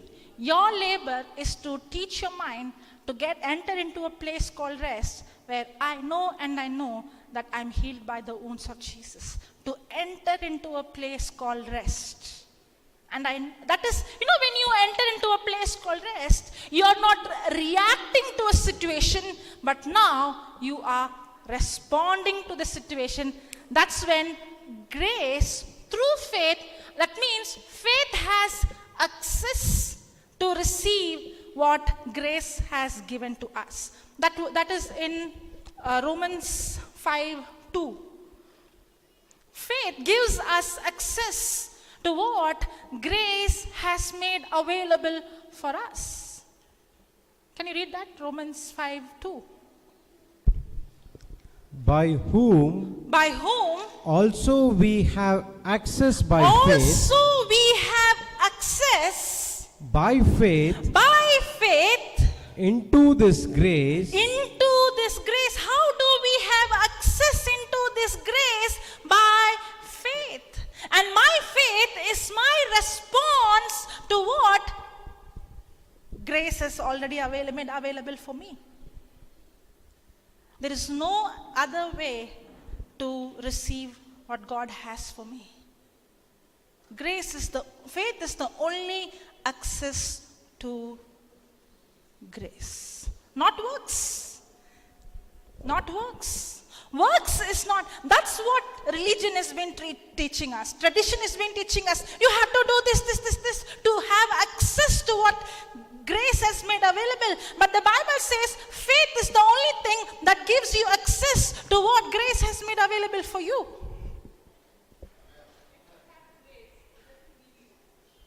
Grace is always there, sister. No, grace is always there. Now, when you go for a buffet, okay, everything that is on the table is grace. But what you take on the plate is your faith. You can take like a pickle, or you can take a full plate. It depends on you. My faith is how much I believe. Praise God. Yes, brother.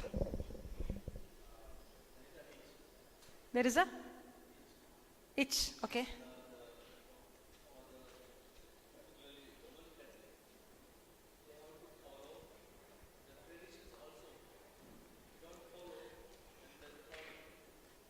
Can you put Mark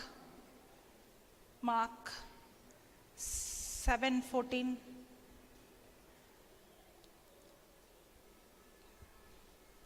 The tradition makes the word of God void.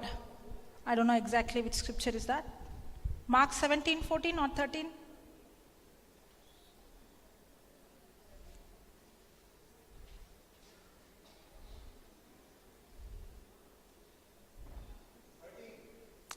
Read that, please. Thus making void the word of God through your tradition that you have handed on.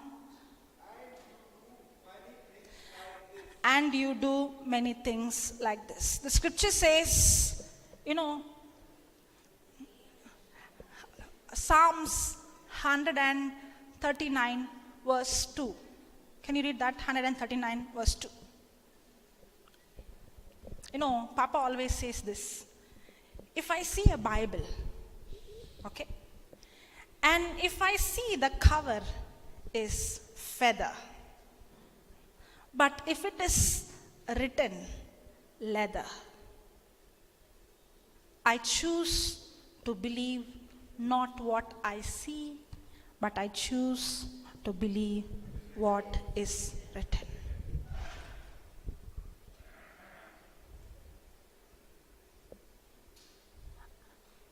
You know why? Because God is not a liar.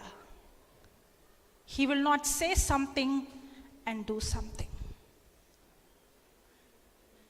If you ask me, my confidence, if it is written, I'm 100% sure it's from God. If it is not written, it can be true or it cannot be true. I don't know. But till today, when I trust the written word of God, I see result for sure. What gives me the guarantee? It is written. When the devil came and attacked Jesus, what did he say? He said, it is written. What gave Jesus the confidence? Because it is written. What gives you and me the confidence? Because it is written. If it is not written, I am not sure. Maybe. But the Bible is not maybe. It is either yes or it is no. It cannot be in between.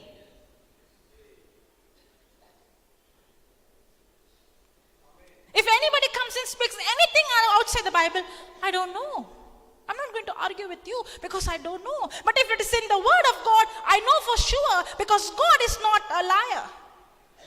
The confidence is not because I did this or I prayed or I fasted. The confidence is because He is faithful, because if He has promised, then He will not violate what He has spoken.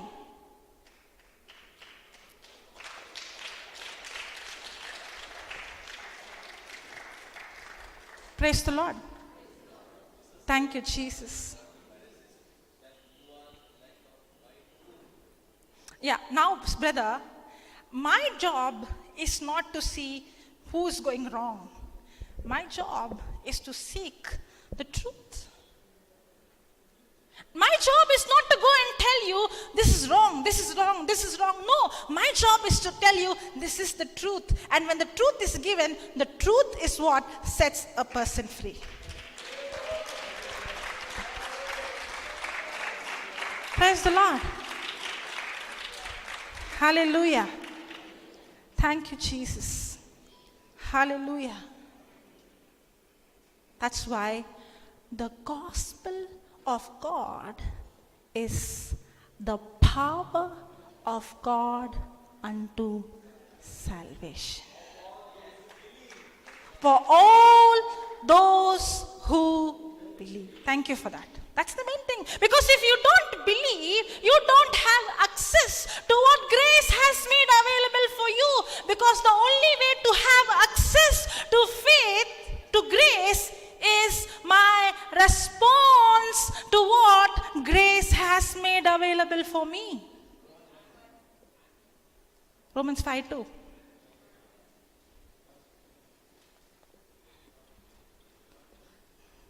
Hallelujah. Thank you, Jesus. Praise you, Jesus. What was the last verse we were reading? Read. 113, 38 to 30. The word is about, his name is 138. 129.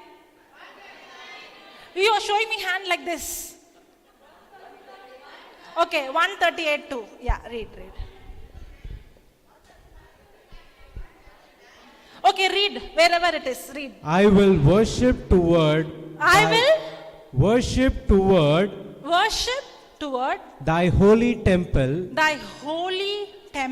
and praise thy name for thy loving kindness. I praise thy name for thy loving kindness and for thy truth. For thou hast magnified thy word above all thy name. He has magnified his word above his name. Means what? His name is above everything, but his word is above his name. The name of God is above everything, but the word of God is even above the name. That means God has put his word in the top. In fact, his name has power because of his faithfulness of his word. If God has put his word above his name, who am I to bring some other doctrine above the word of God?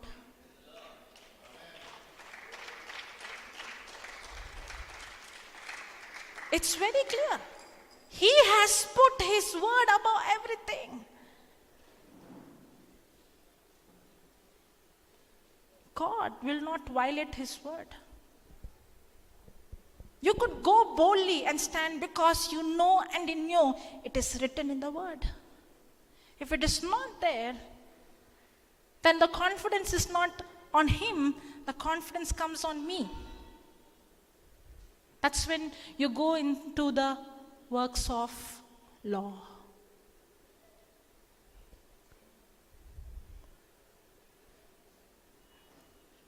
That's when you try to perform. That's when you try to do all these things. It's not my doing. My doing should be it should be my response to, even when the scripture says, faith works through love. We misunderstand that scripture. We think that only if I walk in love, my faith works. It's the other way. The more you realize God's love and how much he loves, that love is what will enable you to believe his promise. Faith works through love. When I understand his love for me, when you doubt his word is because you're doubting his love. The reason I doubt, if you ask this small boy who's playing this small baby, if the father would make the child to stand here and say jump, the baby will jump.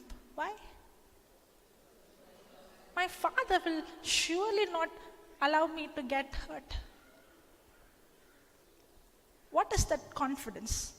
His love for me. That's how your faith works. When you know his love for you, you will not doubt his promise.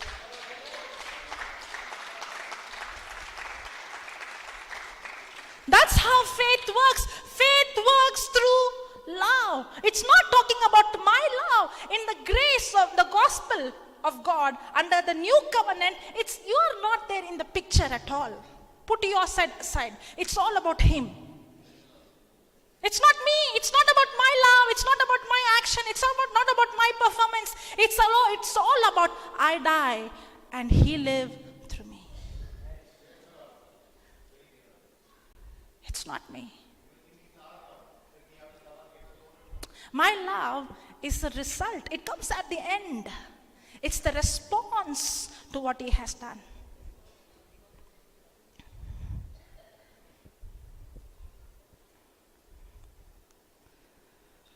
Hallelujah. Thank you, Jesus. Praise you, Jesus.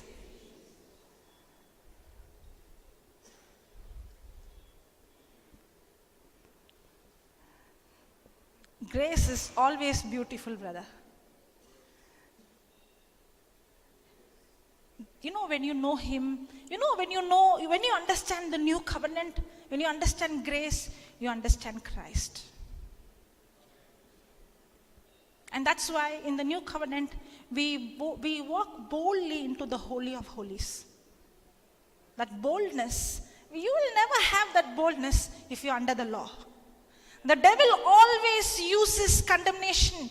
No matter how much you prayed, no matter how much you fasted, no matter how much you went for mass, you read the scripture, you did this, you did that, the devil will come. It's not enough. It's not enough. You did not do this. You did not do that. You did not get up at 6 o'clock. You did not get up at 3 o'clock. You forgot to say this. Today you did not speak in tongues. He will keep coming and telling that you are based on your action, and all I have to do is to keep renewing my mind. I am not based on what I do. I am what I am because of the grace of God.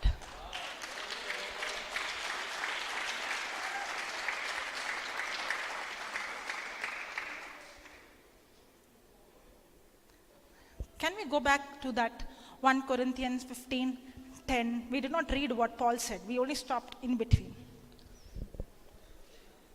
1 Corinthians 15:10. But by the grace of God,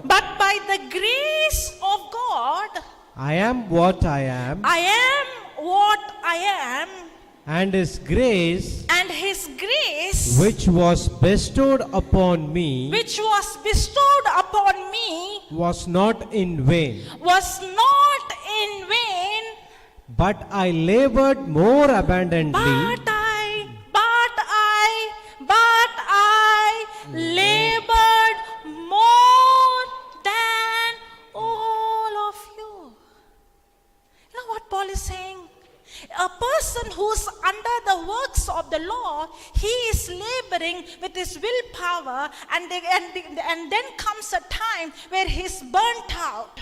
But a person who's under grace, he is not laboring with his willpower. He's tapping into God's power, God's anointing, God's authority, and now he's able to do things that is much higher than nobody can do with his human ability. And that's what Paul is saying. I labor much more than you all because I'm no longer doing anything with my human effort, but through the grace of God.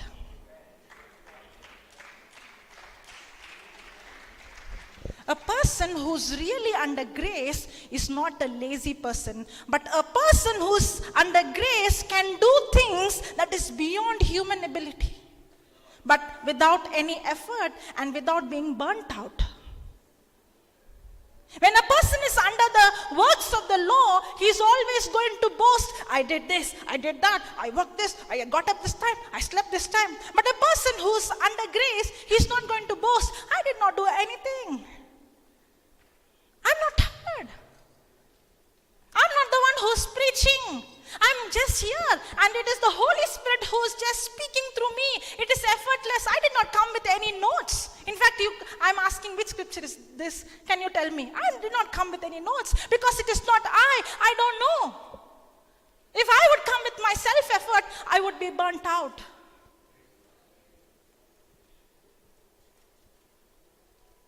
Praise God. Thank you, Jesus.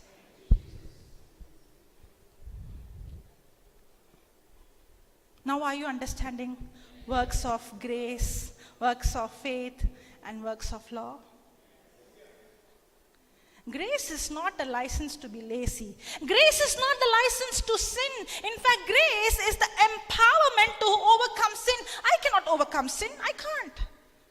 Every time I fall, I say, Lord, I can't. But thank you, Jesus, that you have given me your grace. Your grace is the empowerment for me. It's the ability of God that is given to me.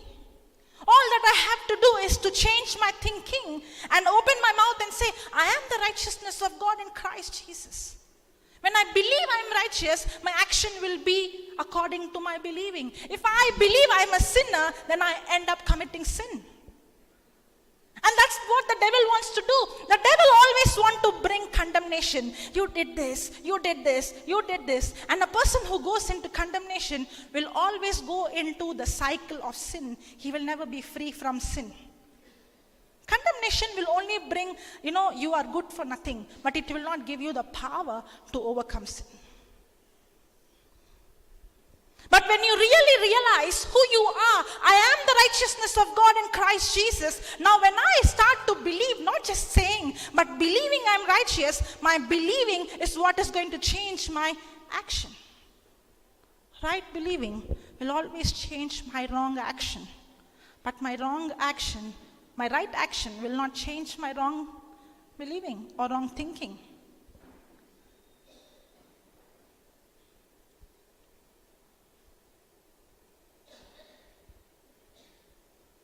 Praise the Lord. Thank you, Jesus. Hallelujah.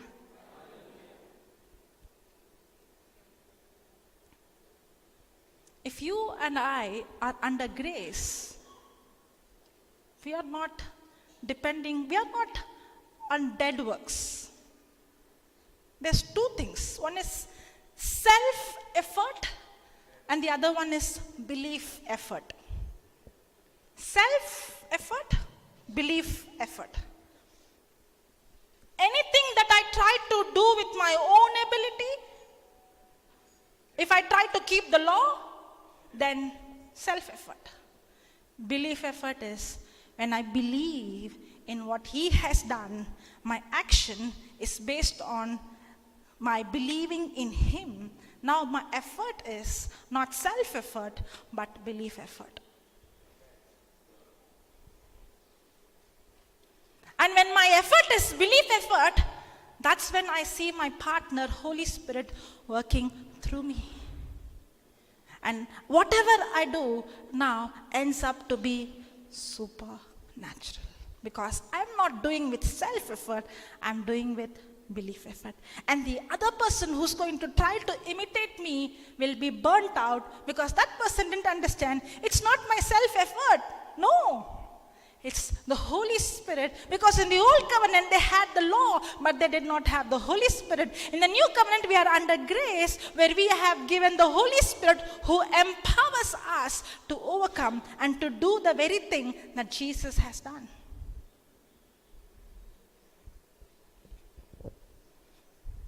That's why the book of Titus, chapter 2, verse 11. Titus chapter 2, verse 11. For the grace of God For the grace of God that bringeth salvation that bringeth salvation. What brings salvation? The grace of God, God's unmerited, unearned, undeserved favor of God brings salvation. has appeared to all men. Is appeared to some people. All men. Some people. All men. Some people. It is appeared to all men, Teaching us that denying ungodliness what is the grace of God going to do? Grace of God is not going to give you the license to sin, but the grace of God will teach you to deny ungodliness. You cannot deny ungodliness under the works of the law. Only the grace of God will teach you to deny ungodliness, because Romans chapter 2 verse 4 says the goodness of God leads a person into repentance.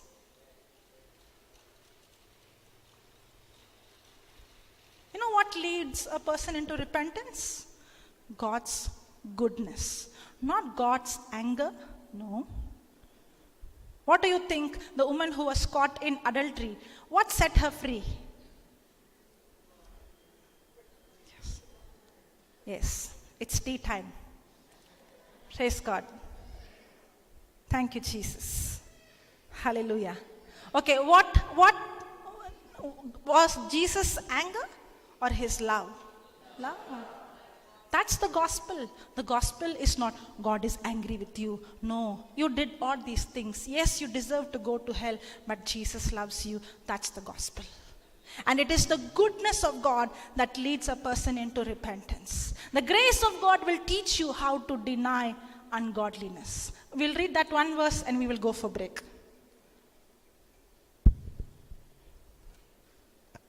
and worldly lust. No, you 11 from the 11th verse. For the grace of God that bringeth salvation hath appeared to all men, teaching us that denying ungodliness and worldly lust, we should live soberly, righteously, and godly in this present world, looking for that blessed hope. So is the grace of God going to teach us how to live godly? Yes. It's not the license to sin, but it is the only way to overcome sin. There is no other way for you and me to overcome our weakness, not with our own effort. That's why the gospel of God is the power of God unto salvation to all those who believe. Praise the Lord. Thank you, Jesus. Hallelujah. So who's going to do the closing prayer now? Anyone?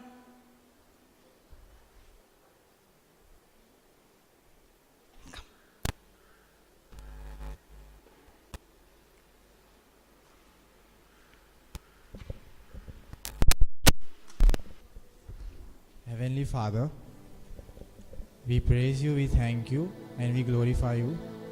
Thank you, Holy Spirit, for taking over Sister Jocelyn and speaking the right words of faith, grace, and many more things that are revealed through your word, through the wisdom and knowledge you have given her. We thank you, Lord, for bringing us here to listen to your holy word and setting us free with abundant truths, and Lord, leading us to godliness through faith. We thank you, Jesus, that in your name we receive it by faith. Amen. Amen. Praise Lord. Thank you, Jesus. Praise you, Jesus. Okay, we can go for tea break and be back.